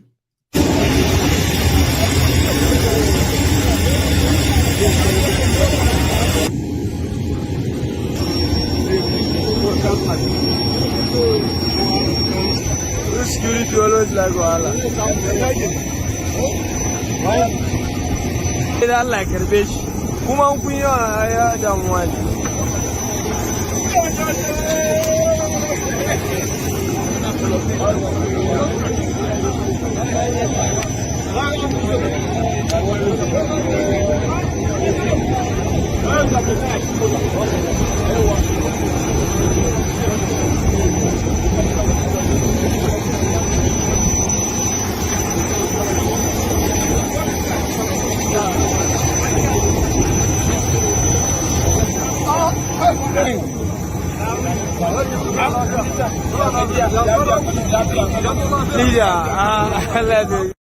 Oh dear. Did you see Jolly Yame, the Taraba thief? I think Jolly Yame, then jail Jolly Yame have been and the other one then in jail. I don't know. But these are a bunch of thieves. Seriously. However, when they left the airport, and as usual, they put up their own spectacle right there in Mina. You pay, we gather. You pay, we gather. This one pay, we gather. That one pay, we gather. And indeed, they gathered in Mina. Sorry if this is boring. I just have to show you. It's part of the whole build, right? Take a look. Shekara takwas, kunga an cuce ku, an sace muku kuɗi, ana ta yawo da kuɗin ku, kowane ɗan Naija yau ya yi wa APC bye-bye, kowane ɗan Naija ya wa APC bye-bye, sai wata rana APC bye-bye, APC bye-bye, APC sai da ka APC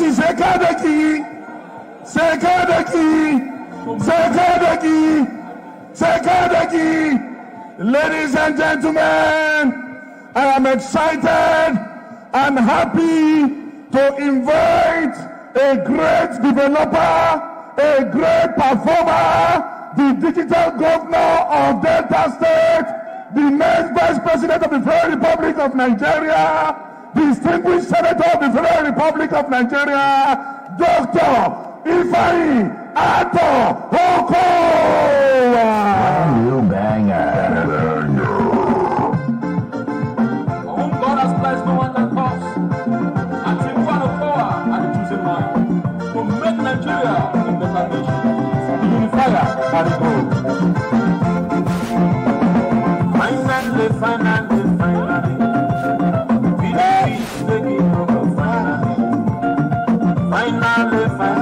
finally.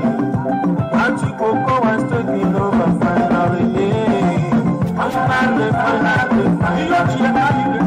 PDP is taking over. Somebody say, finally. Governor Politico was taking over finally. Power to the people.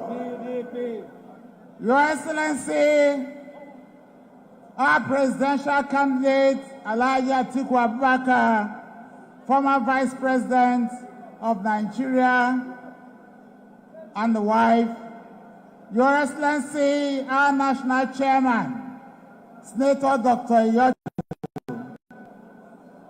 the former Vice President of the Federal Republic of Nigeria, here present with us, Your Excellencies, our governors, our party leaders, both nationally and leaders of the party in Niger State, our great youths of Niger State and our women, we bring you greetings. Nigeria, Niger farm.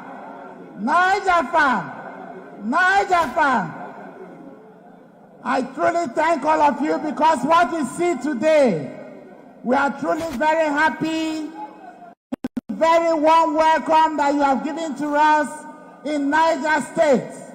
From what we have seen in this rally, we are convinced that we are prepared to win elections landslide in Niger State.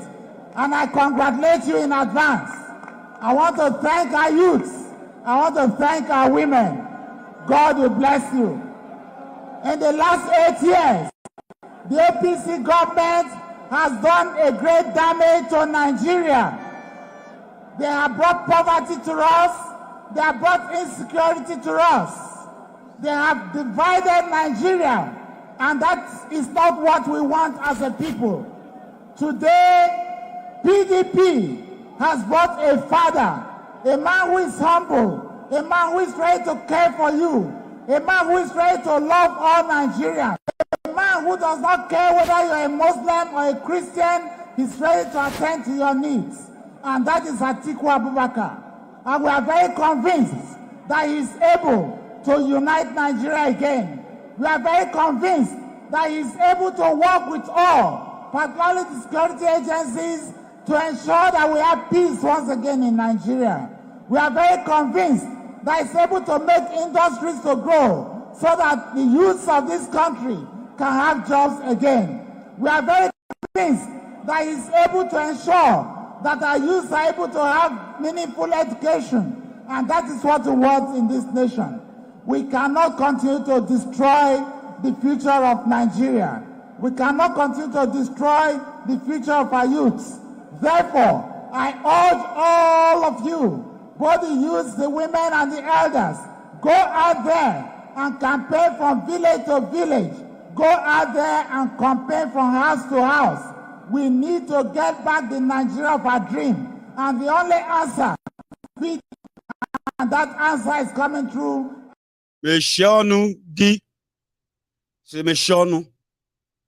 Shut up your mouth, Okowa. A betrayer. Do you want me to tell you a story? I'll tell you. Sometimes in 2021, when the rumor was brewing that Atiku was going to run again, even though Bokuwari was about to finish his tenure. So in their own mind, as PDP, people destroying people, the political party destroyed by Atiku because of his selfish ambition, which he eventually lost to Bokuwari. So he was coming back. The southern governors. This is not just PDP now. PDP, APC, ABGA, all of them from southern part of Nigeria. They were called to a meeting. Do you know who called that meeting? Who conveyed that meeting? Okowa of Delta State. At that meeting, the entire southern governors who attended, therefore in their communique, agreed that come what may, the political party that presents a southerner will receive the support of all of them. It doesn't really matter. I mean, they agreed, especially PDP. Then fast forward to 2022. Obi said he wanted to be president. He's from the south. Others also showed interest and so on. Do you know who went behind all of them? Including, Werewike also showed interest. Remember Werewike? Do you know who went behind all of them? To go and negotiate for vice president with Atiku. Okowa. That's one of the reasons why Wike was so mad. Because Okowa was telling everybody that he is going to be the vice president to Atiku. And when Atiku tricked all of them and told the committee, 17 people in a committee, to go and nominate a vice president for him from southern Nigeria, 2 names popped up, Okowa and Wike. Out of the 17 members of that committee, 13 of them settled for Wike as vice nominee. Okowa told them that they can continue to waste their time. It's a done deal. So Okowa settled for this vice presidency. And since then, he has continued to empty the treasury of Delta State in order to match the campaign fund needed. And indeed, hopefully, after becoming governor for 8 years, he will just get the promotion to become a vice president and possibly the president of Nigeria. That's the ambition of all these rogues and criminals when they come together to share positions. That was the moment Obi left them, remember? And I think a lot of us here agree that it's finished. It's a joke, didn't we? But that's not the case anymore. Delta State is the 3rd richest state in Nigeria. But guess what? Delta State is now tilting towards bankruptcy. Delta State is one of the least developed states in the Niger Delta zone of Nigeria. A lot of things. Pensions are unpaid. Gratuities are unpaid. Salaries are unpaid. I'm talking about a backlog of all this money. And that guy is telling you how much Atiku is coming to change your life because he built industry. Okay, Atiku, what do you think? We do not discriminate against anybody, and therefore we are happy to welcome that. At this stage, I'm going to perform the very important duty of handing over the flag of the party to our gubernatorial candidate, Alhaji Kantigi. This flag is the symbol of our party. It's the symbol of victory. Go around every part of Niger State and conquer for the PDP all the 5 elections, from bottom to top, from top to bottom. And by the time we come back here in June, we shall have a brand new governor and we present this flag.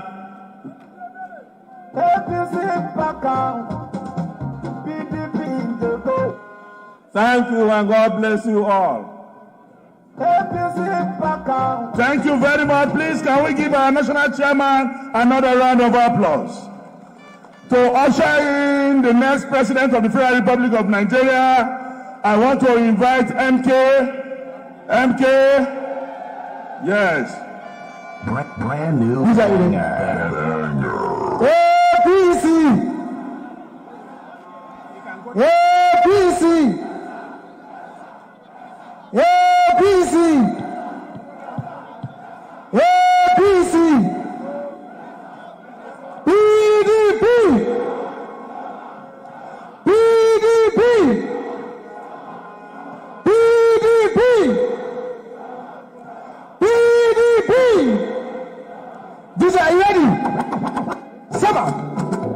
Hey, hey,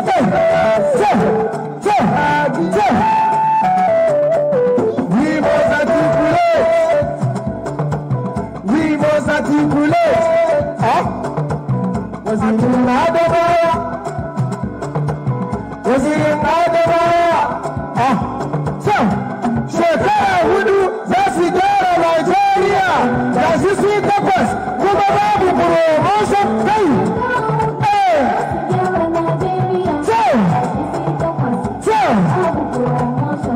Shekara Hudu, Zasigara, Nigeria. Waziri sweet purpose. Kumababu promotion.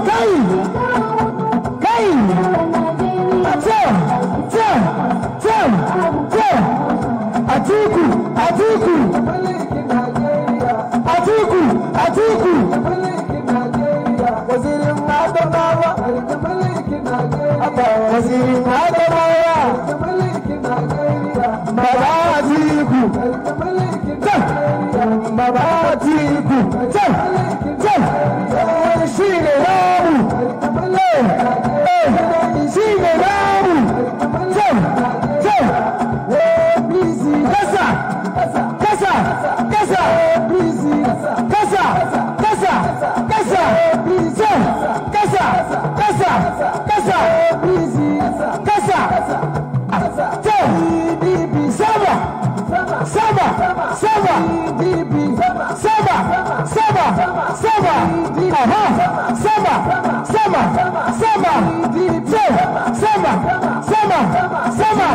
Atiku, whatever Nigeria. Atiku, whatever Nigeria. Atiku, whatever Nigeria. Atiku, American Nigeria. We are my soldier. Wallahi, we Hey, sing it ready. Suzasu Kwasa Kaya Suhe. Sing it ready. Suzasu Kwasa Kaya Sumara. Sing it ready. Suzasu Kwasa Kaya Suhe. Bring it ready. Suzasu Kwasa Kaya Sumara.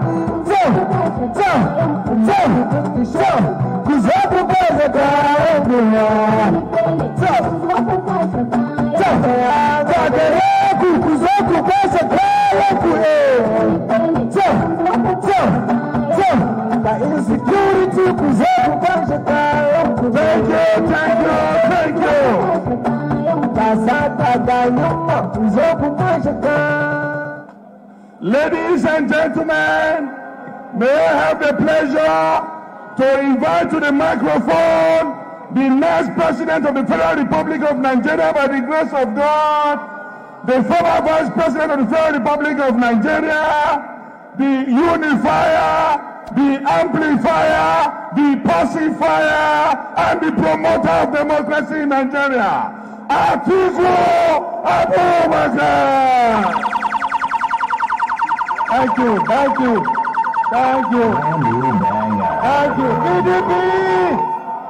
PDP. Ban ji ku ba lokacin da ake waka kowa na ihu na tafi kowa na rawa. Ina kiran PDP kuma ba ansawa. PDP.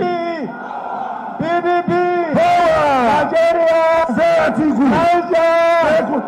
To jama'an Niger State. Assalamu alaikum wa rahmatullahi ta'ala wa barakatuhu. Da farko muna yi muku godiya kwarai da gaske da wannan kyakkyawan taro da nuna goyon baya da aka nuna mana tun da muka shigo Niger.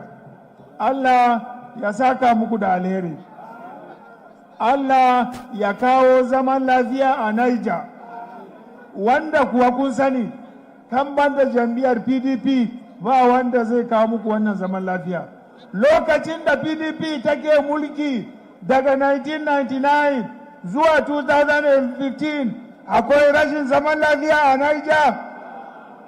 To muna so mu tabbatar muku idan kun sake dawo da jam'iyyar PDP a Niger, rashin zaman lafiya za mu kauda shi idan Allah ya yarda. Baya da haka mun tabbatar muku cewa wannan tashan ruwa da PDP su suka fara ginawa na baro kafin ku zo ku ce a'a kuna son canji. Ai kun ga canjin ko? Ai kun ga canjin? Me kan canjin ya kawo muku? Rashin zaman lafiya, kunci, rashin tattalin arzikin ƙasa. What's going on? Before you get so annoyed because you can't even understand what he's saying, you are not from that part. I understand, so I'll just keep it very sort of a minimal. All right. So that's him talking to them in Niger and all of that stuff. You know, Arewa, speak out now, scream out, and all of that stuff. So yeah. There's something I want to say. I don't think time will let me actually do that anymore. But I'm just going to kind of, wrap it up in a way with this question, okay? Somebody just shown me that although from November, there has been fuel scarcity, increase in the price of it, even though your government budgeted trillions of naira for subsidy last year, this year, but you have been buying it at ridiculous prices. That is if you've ever seen it at all. And they said that if you are watching this video, your worry is over, okay? If you have not been able to get a fuel in any part of Nigeria all this while, for the past 3 months, or for some of you are already buying it at very ridiculous prices, in the next few days, you are going to start seeing the APC, filling stations all over Nigeria, where you can actually pick up a liter of petrol for just 40 naira per liter. And the direct address is, Bodilon Road. I don't know the exact number, but if you go to Bodilon Road and see you are looking for a Shiwaju's filling station or house, it's inside the house. That will be the headquarters, and you can get all the information you need from there. Now, talking about the obedient earlier, there is something I actually want to say before I, wrap it up. I'm not going to be taking calls tonight, but yeah, I'll take calls some other times, okay? However, there's something I want you all to know tonight, okay? Especially many of us. You know why I'm using us is because, not because I actually belong to that category of those who underrated them. I was one of those who said, right, they are the perfect karma, and I pray they can sustain the momentum, and they have actually surpassed my own expectation as well, okay? And let me tell you something. When you see the obedience, no matter what you have, no matter how you try to see them, I am advising you right now that it is not too late. It's not too late for you, right, to change your mind of what you are underrating. I'm not saying you should support them. Oh, that's your own business. Oh, that's yours. Oh, I am just saying that it is not too late now to begin to change your mind from thinking they are nothing, just irritant, just this or that, abusive, and all of those things you are saying. You are the people who made them popular. You are the people who brought Obi to become the problems that you are facing today. Number one, right before our eyes, APC, Egbekegbe, destroyed Nigeria, and they are blaming someone else for it. And this is the first time in my life that I'm actually going to witness shamelessness and shameless people who have no shame, but they have so much confidence. This is the first time in my life. I have never seen anything like this before. And I'm going to tell you what I mean. Right before our eyes, in the last 8 months, I don't think there is anything they haven't blamed Peter Obi for. They have said that saving money is actually a crime. It's not a big thing. saving money in 8 months, we got to know that is actually not the right thing. And therefore, anybody that saves money in public office, doesn't mean that it meant to ever is a crime. They couldn't tell us that those who stole money and they have been stealing it, that's actually unacceptable as well. 8 months, una spend so much energy because an Igbo man saying won't be president of Nigeria. That's his only sin. People that have been seeing Obi's video for years, and some of them are saying that this is the kind of person that should be president in Nigeria. Soludo should be somebody to be president in Nigeria. Febe, what's that my name? What's that guy name? That guy from the African Development Bank, Adeshino, your former Minister of Agriculture. I forgot his name. Something Shakin with me, Adeshino. That's the kind of person that should be the president. The day Obi said they want to be president, they reminded all of us that he's an Igbo man. And the Igbos, listen to this, the Igbos, they killed our leaders in 1966. And the Northern Nigeria will never forget. Northern Nigeria will never forget to, kill you there. Shami Oloribu or there, illiterate. Soldiers, who are like, getting their inspiration from the ongoing world revolution at the time, decided to stage a coup in Nigeria in their way of dealing with who they suspected as corrupt politicians.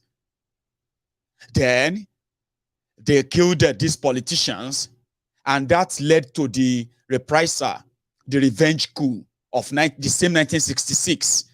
They kill our leaders. We will never forget Orieti Daru. Because Obi want to be president or saying won't be president of Nigeria. Now, the Northern Nigeria will never forget. Did they tell you that in 1945, just when they started all this program against one another, even before Nigeria's independence, over 40,000 Igbos were slaughtered in Northern Nigeria, same way of thinking they are trying to dominate them. In between 1954 and 1957, over 300,000 Igbos were slaughtered in the same up north. No joke, your history, we have a reason for wiping away your history. Yeah, there's a reason for it. Because if you think about it, you will realize that the people that should be saying we will never forget, they should be the Igbos. In 1966, when these soldiers, when they killed Tafawa Balewa, killed the Igbo leaders, killed the Yoruba leaders, they said the Northerners, they lost most. Because the Northerners lost most in that coup, their leaders, so they blamed the Igbos for it. 6 months after that, the program started. More than 400,000 Igbos were slaughtered. In a thing that later led to, they have to return all the Igbos to eastern Nigeria. And that's not all. Igbo soldiers were slaughtered in their barracks. Igbo senior military officers were slaughtered in their barracks. Igbo politicians and policemen, they were slaughtered across Nigeria. They didn't stop at that. A year after that, they started what they call the Civil War.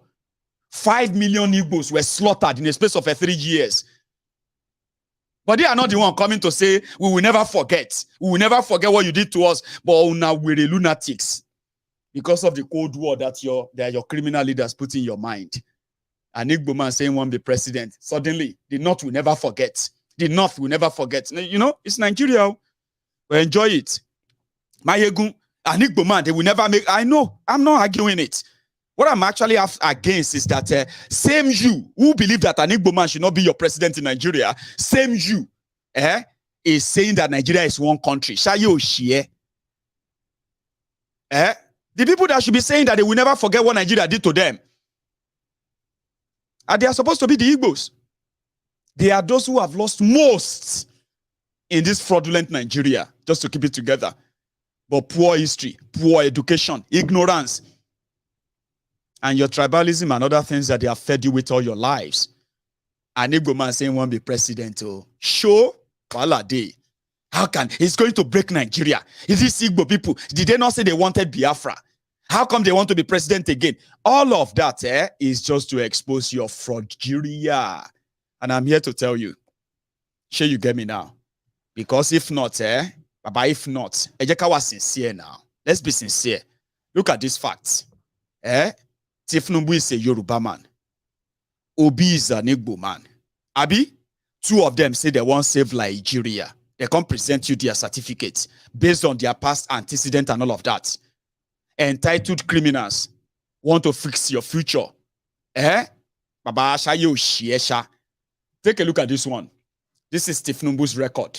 The real record that he won't show you. He was governor for 8 years. Like other people who became governors. Sure you get. Governor. Now, after that 8 years, this is Tinubu's entitlement as a former governor in Nigeria. 300% annual salary as a severance package as approved by their Abuja.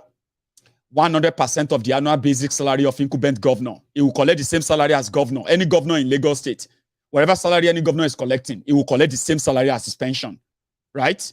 For life. Now, he's entitled to 6 new cars every 3 years. A new house in Lagos, minimum of 5 bedroom. A new house in Abuja or any other location, minimum of 5 bedroom.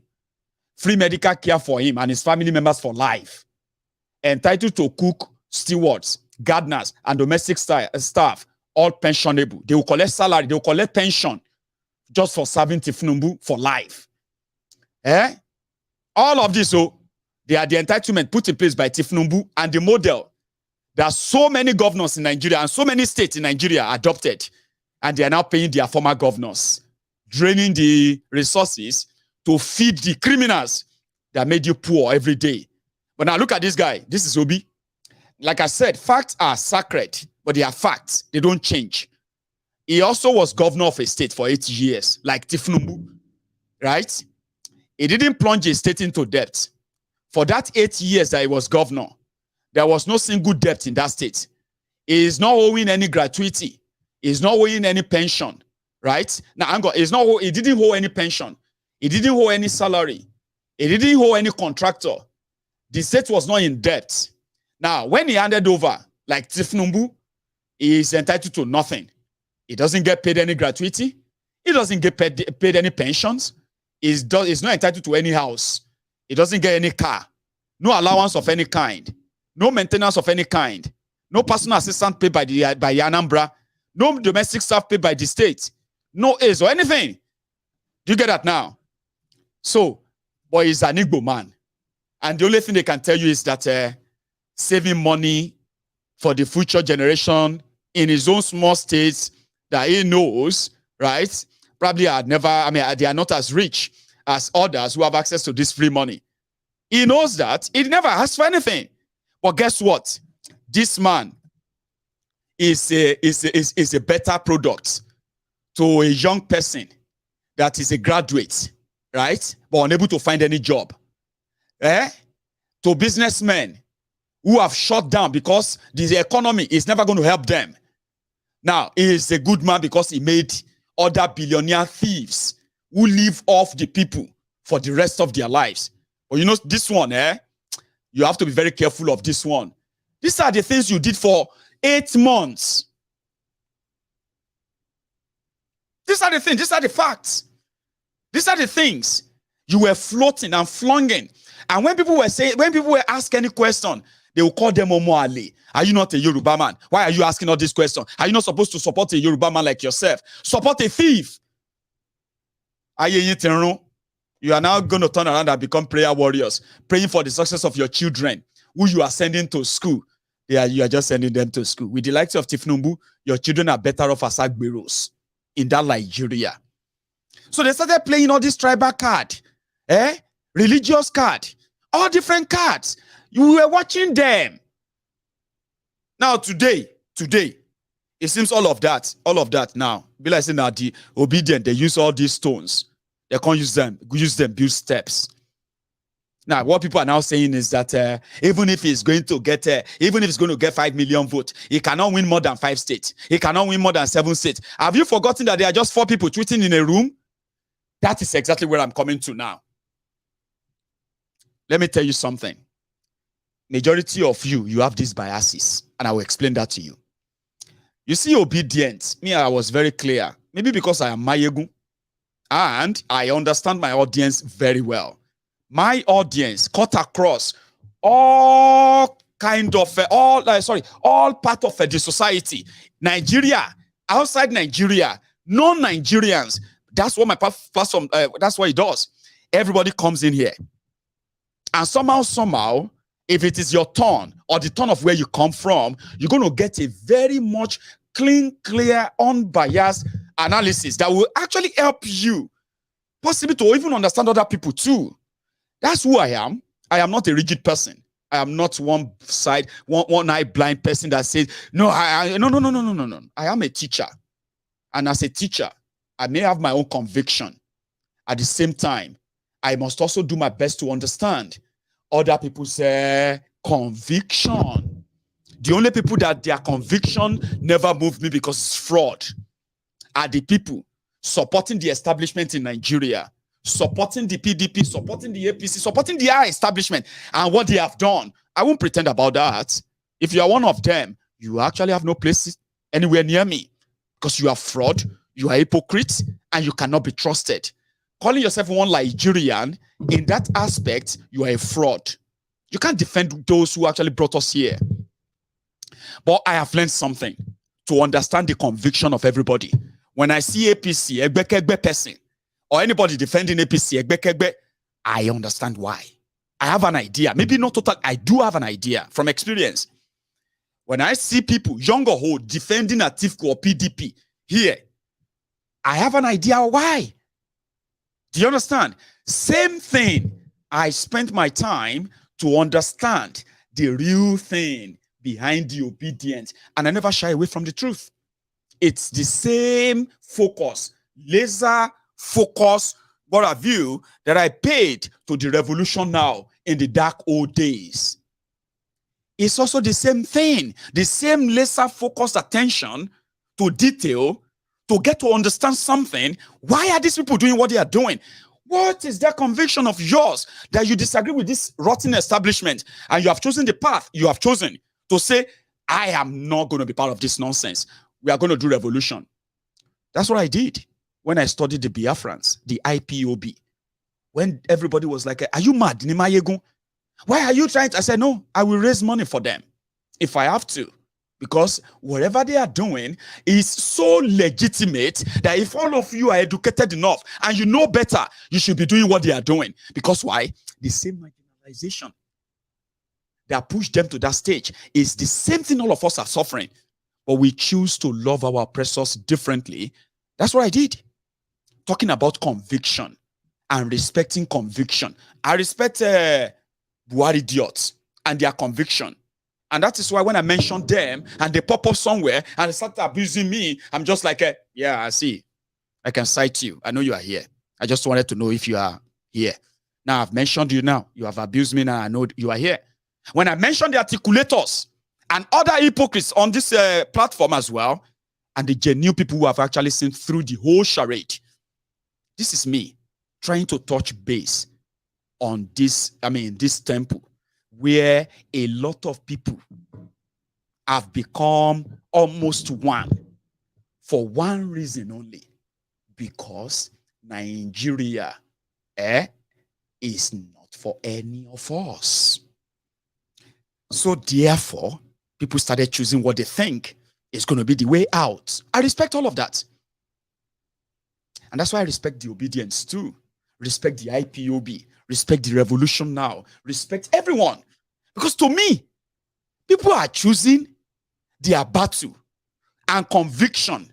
Whether they're going to triumph, whether they're not going to triumph, whether they are supposed to come together, but that's a different ball game. You have to respect people's conviction before you can then say, why did you do it this way? Maybe it's just me, but I will tell you this.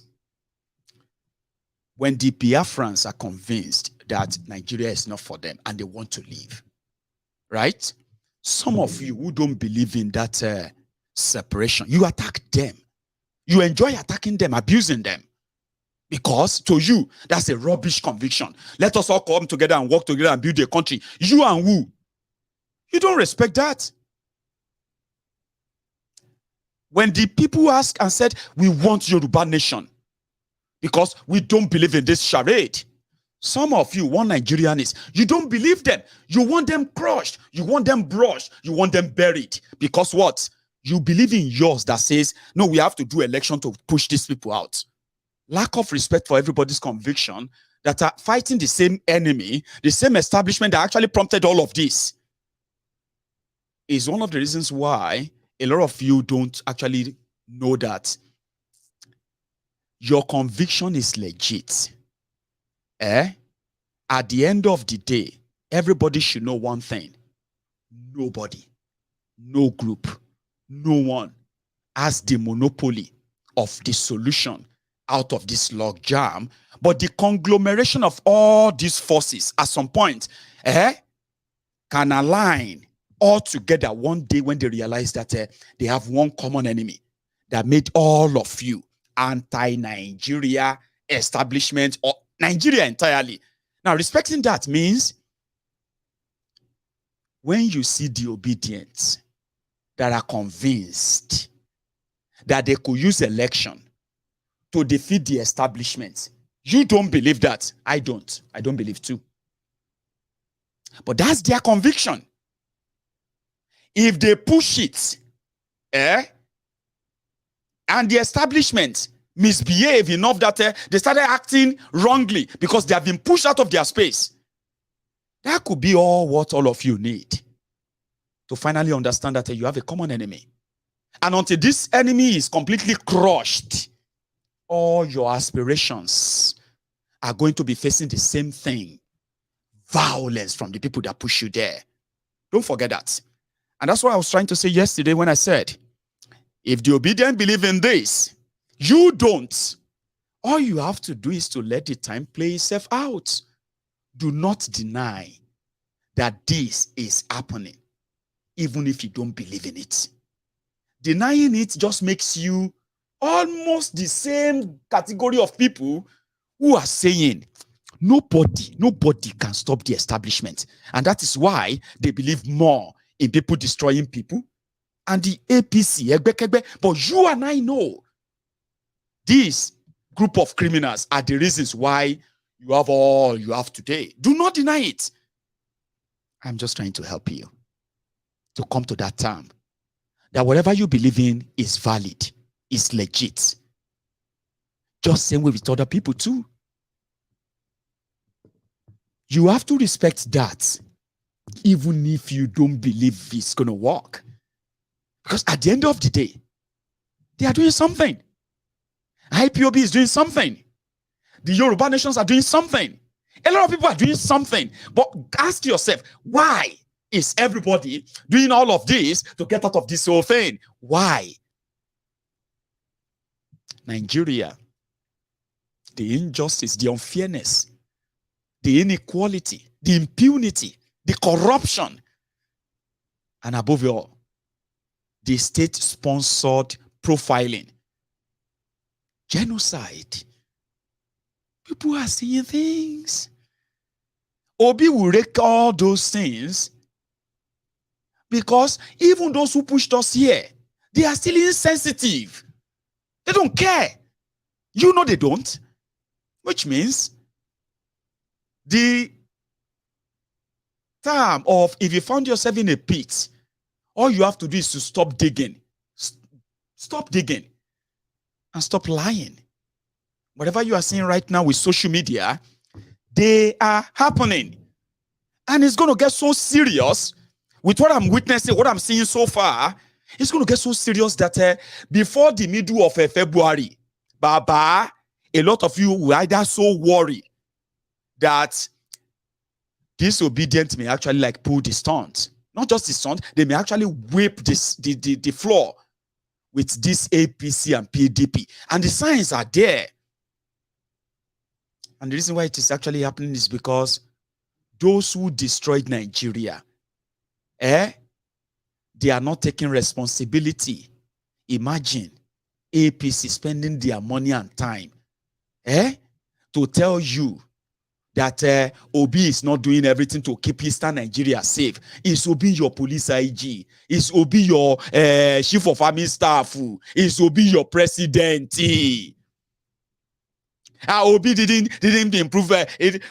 It didn't give employment to Anambra people. That's why they are flocking to Lagos. They spent 8 months to sell Obi, thinking they are condemning him. Look at it today. I'm just here to tell you that even if you are living in that denial, fine. But show some respect, because you see that what they are doing is as legit as what you are doing. If you say we need a revolution, election cannot do it. See, I agree with you. But some of us who said the election cannot do anything, we are not just saying election cannot do it. We have shown it. We have shown the process. That with this process, forget about any credible election. But they want to go ahead and do it.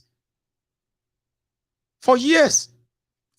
Some of us told them why this is not going to work. But guess what? When this will be 8 months ago, told them to go and pick up a voter's card, 28 million of them pick up voter's card in 3 months, Baba, or register to pick up voter's card in 3 months. Don't pretend that this is not happening. And the only thing we made me take out of the whole thing is that at the end of the day, may they just underrate them, underrate here, revolution now, IPOB, Yoruba Nation, and so many other disgruntled groups that says they are done with Nigeria. May they just stop and with disobedient own. That's my prayer. So that we can then try and check out something. The number is real. At the palace of, I can't remember the name, Agoro or something of Kafanshan, before Obi's arrival, somebody recorded this.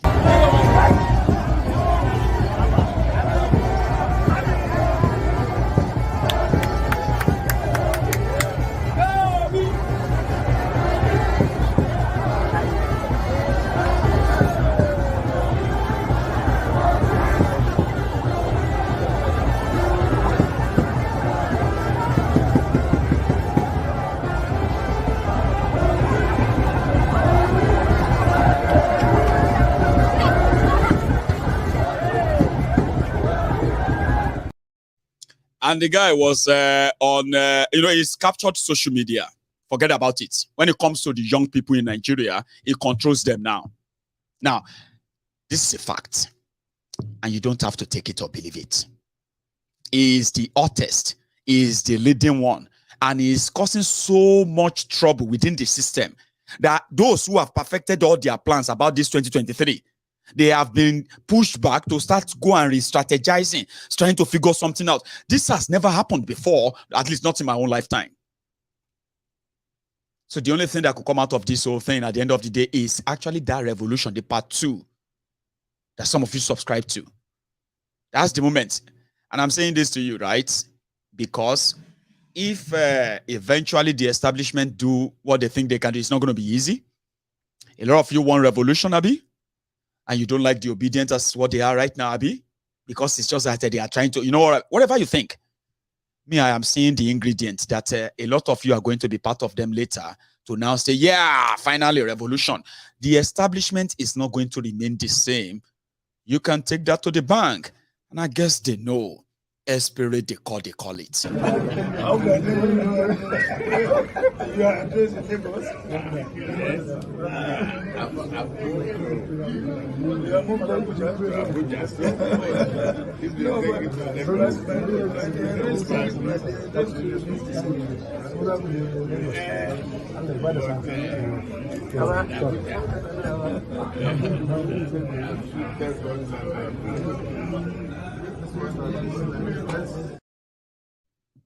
Bunch of old relic.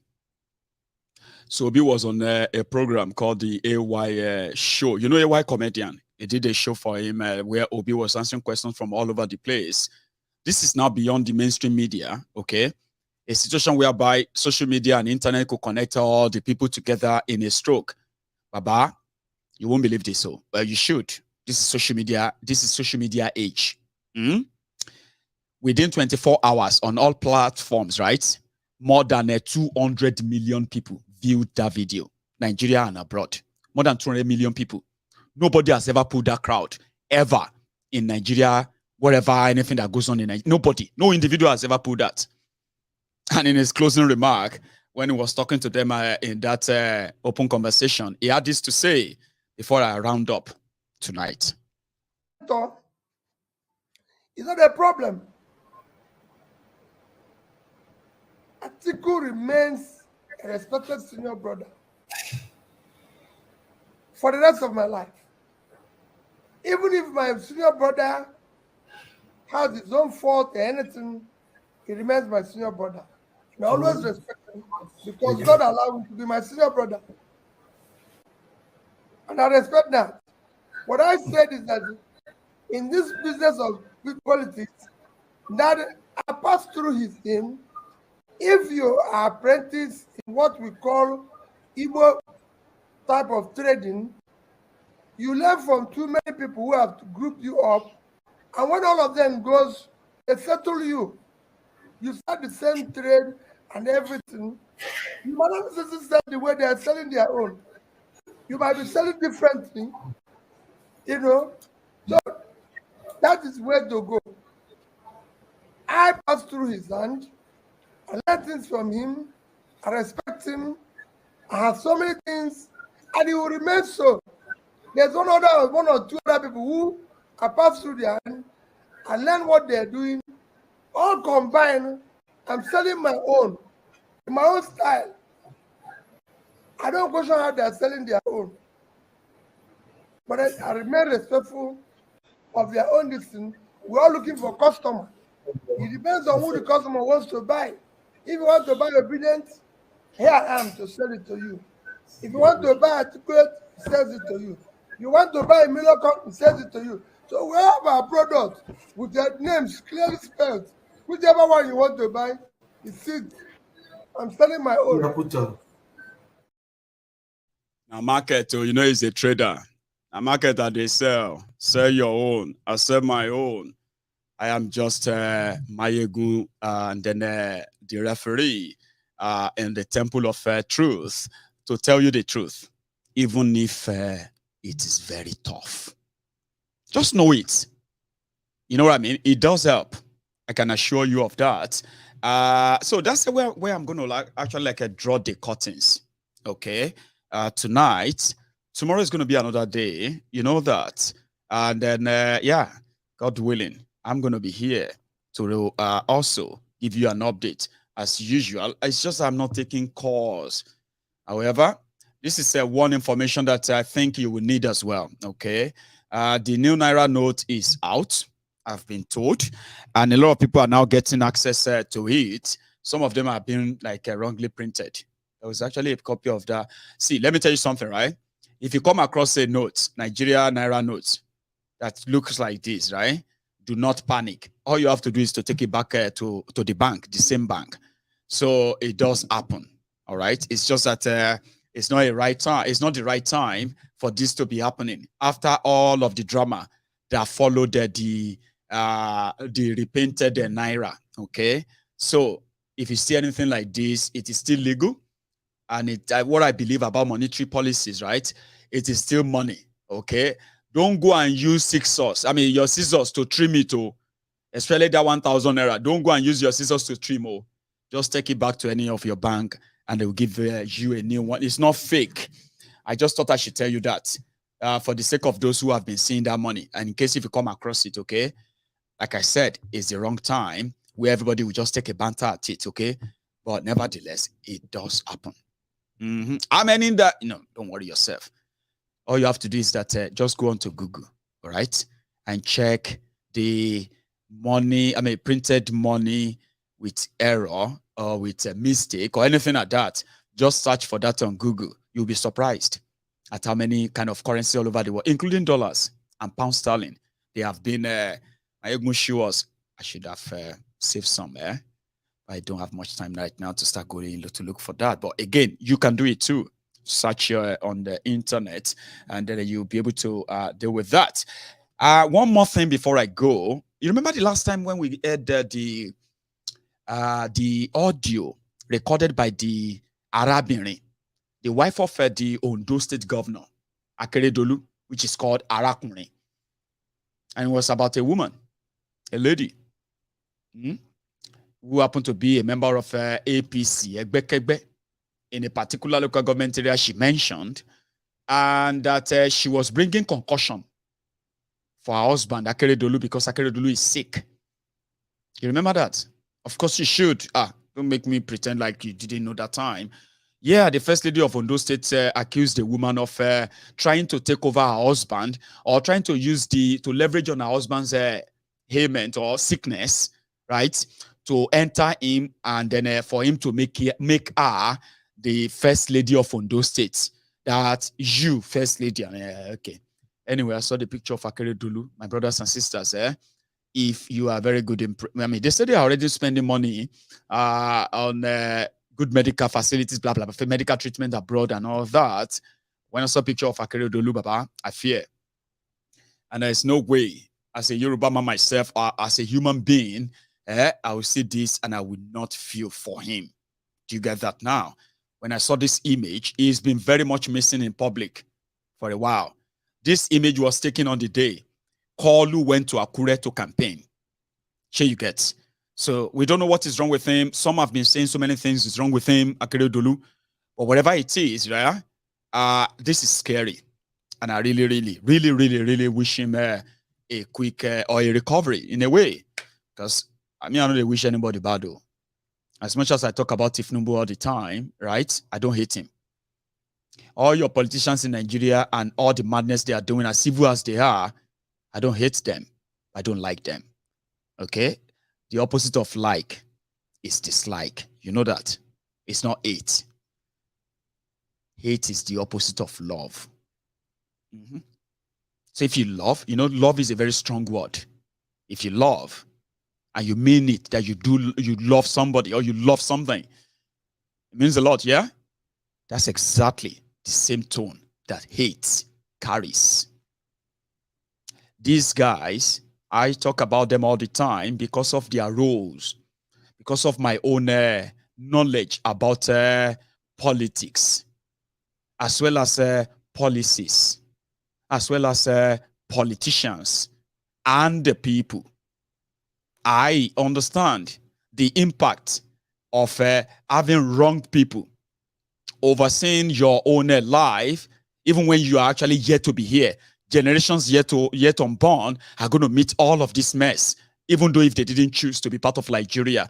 The roles each guys are playing, and every day, and how much or what consequences all these roles actually brings, is the reason why I talk about them all the time. Yes. There are roles in the national politics, there are roles in the regional politics, there are roles in the international politics, all of this, and their names.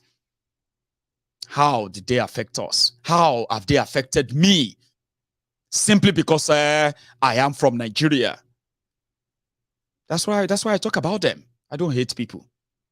Now some of you, they say you hate me. Some of you don't even understand the word hate. I hate this Maiyegun. You hating me because of Tinubu? You have no idea. You may not like me, which is all right. I don't like this Maiyegun. I mean, that's fear. I hate this Maiyegun. Why? What have I done to you? Nothing. It's because you are just stupid and ignorant. Somebody said, Maiyegun, you don't need to be vulgar when you talk to Baba Koshidanu.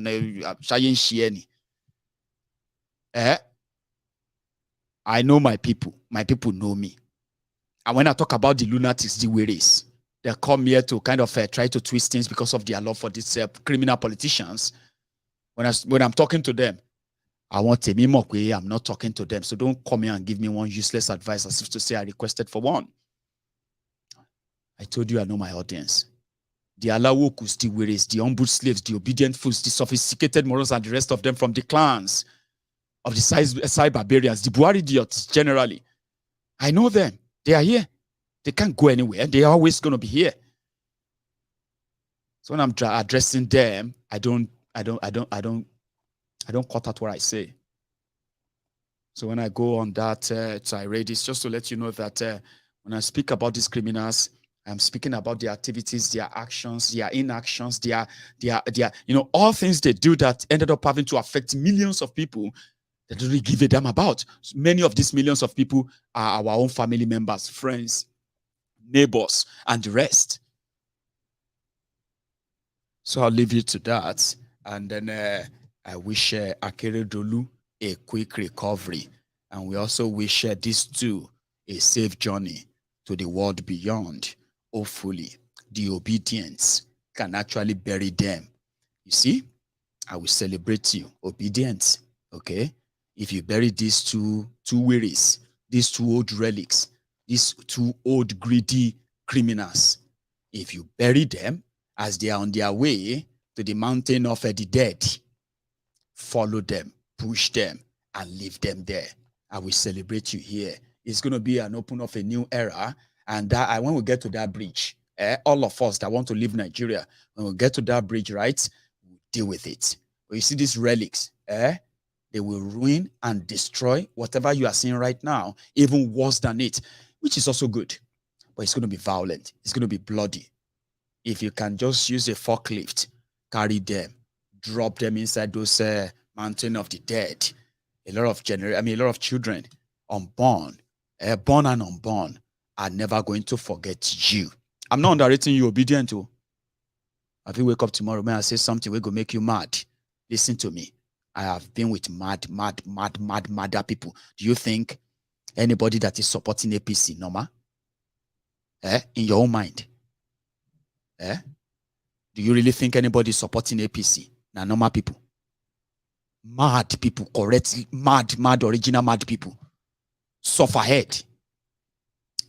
If they are killing them, they will say, it's the fault of the weather. It's not Bokuwari. Mad people. Guys, I've been dealing with these guys for years. Simply because I will always say what I think is right. And over time, I have done that so very much, very well. Seriously. For straight 10 years. So obedient, you are the karma that the Bible talked about. Don't ask me the verse or chapter. I'm just telling you, you are that karma.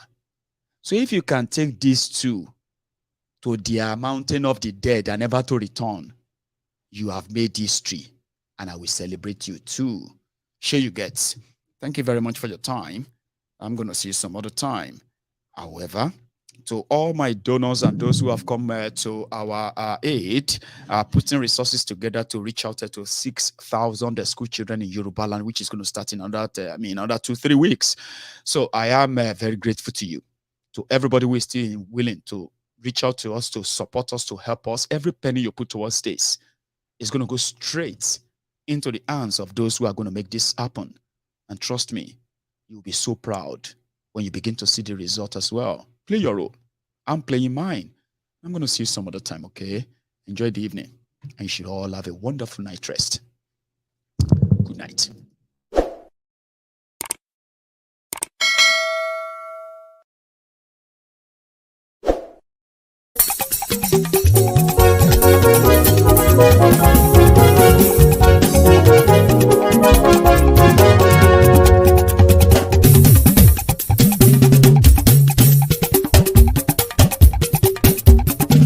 Maiyegun làwa mọ̀ làmọ̀ tó dòdòdò. Maiyegun Diary, Maiyegun number one. Maiyegun làwa mọ̀ làmọ̀ tó dòdòdò. Maiyegun Diary, Maiyegun number one. Maiyegun ti dé o, ọ̀rẹ́ ará ìlú. Maiyegun Diary, Maiyegun number one. Lórí Facebook, lórí YouTube. Maiyegun Diary, Maiyegun number one. Gbogbo bó ṣe ń lọ ni Maiyegun já wa sí. Maiyegun Diary, Maiyegun number one. Àṣírí ọ̀jẹ̀lú kì í bò níbẹ̀ o. Maiyegun Diary, Maiyegun number one. Bó bá ṣe eré, àní Maiyegun máa wí. Maiyegun Diary, Maiyegun number one. Ó sì tún ṣe eré, wàá gbọ́ níbẹ̀ o. Maiyegun Diary, Maiyegun number one. Maiyegun Diary, Diary Politico. Maiyegun Diary, Maiyegun number one.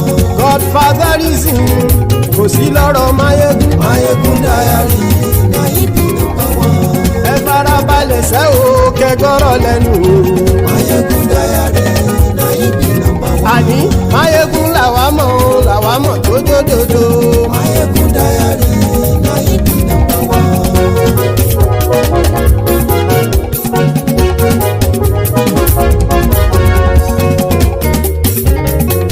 Àní ẹ̀sùn ra kì í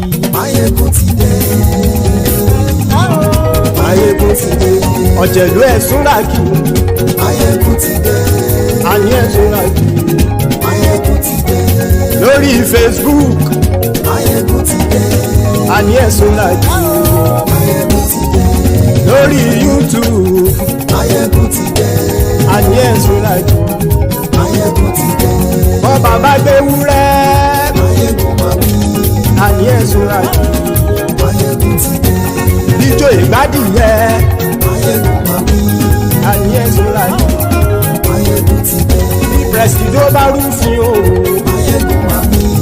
àní ẹ̀sùn làkì. Maiyegun ti dé. bí gómìnà kówó jẹ. Maiyegun máa wí. àní ẹ̀sùn làkì. Maiyegun ti dé. ọlọ́pàá tí ń darí bá. Maiyegun máa wí. àní ẹ̀sùn làkì. Maiyegun ti dé. aṣòfin tí ń rúfin o. Maiyegun máa wí. àní ẹ̀sùn làkì. Maiyegun ti dé. òkúra olóṣèlú. Maiyegun máa wí. àní ẹ̀sùn làkì. Maiyegun ti dé. ọ̀jẹ̀lú ẹ̀sùn làkì. Maiyegun ti dé. àní ẹ̀sùn làkì.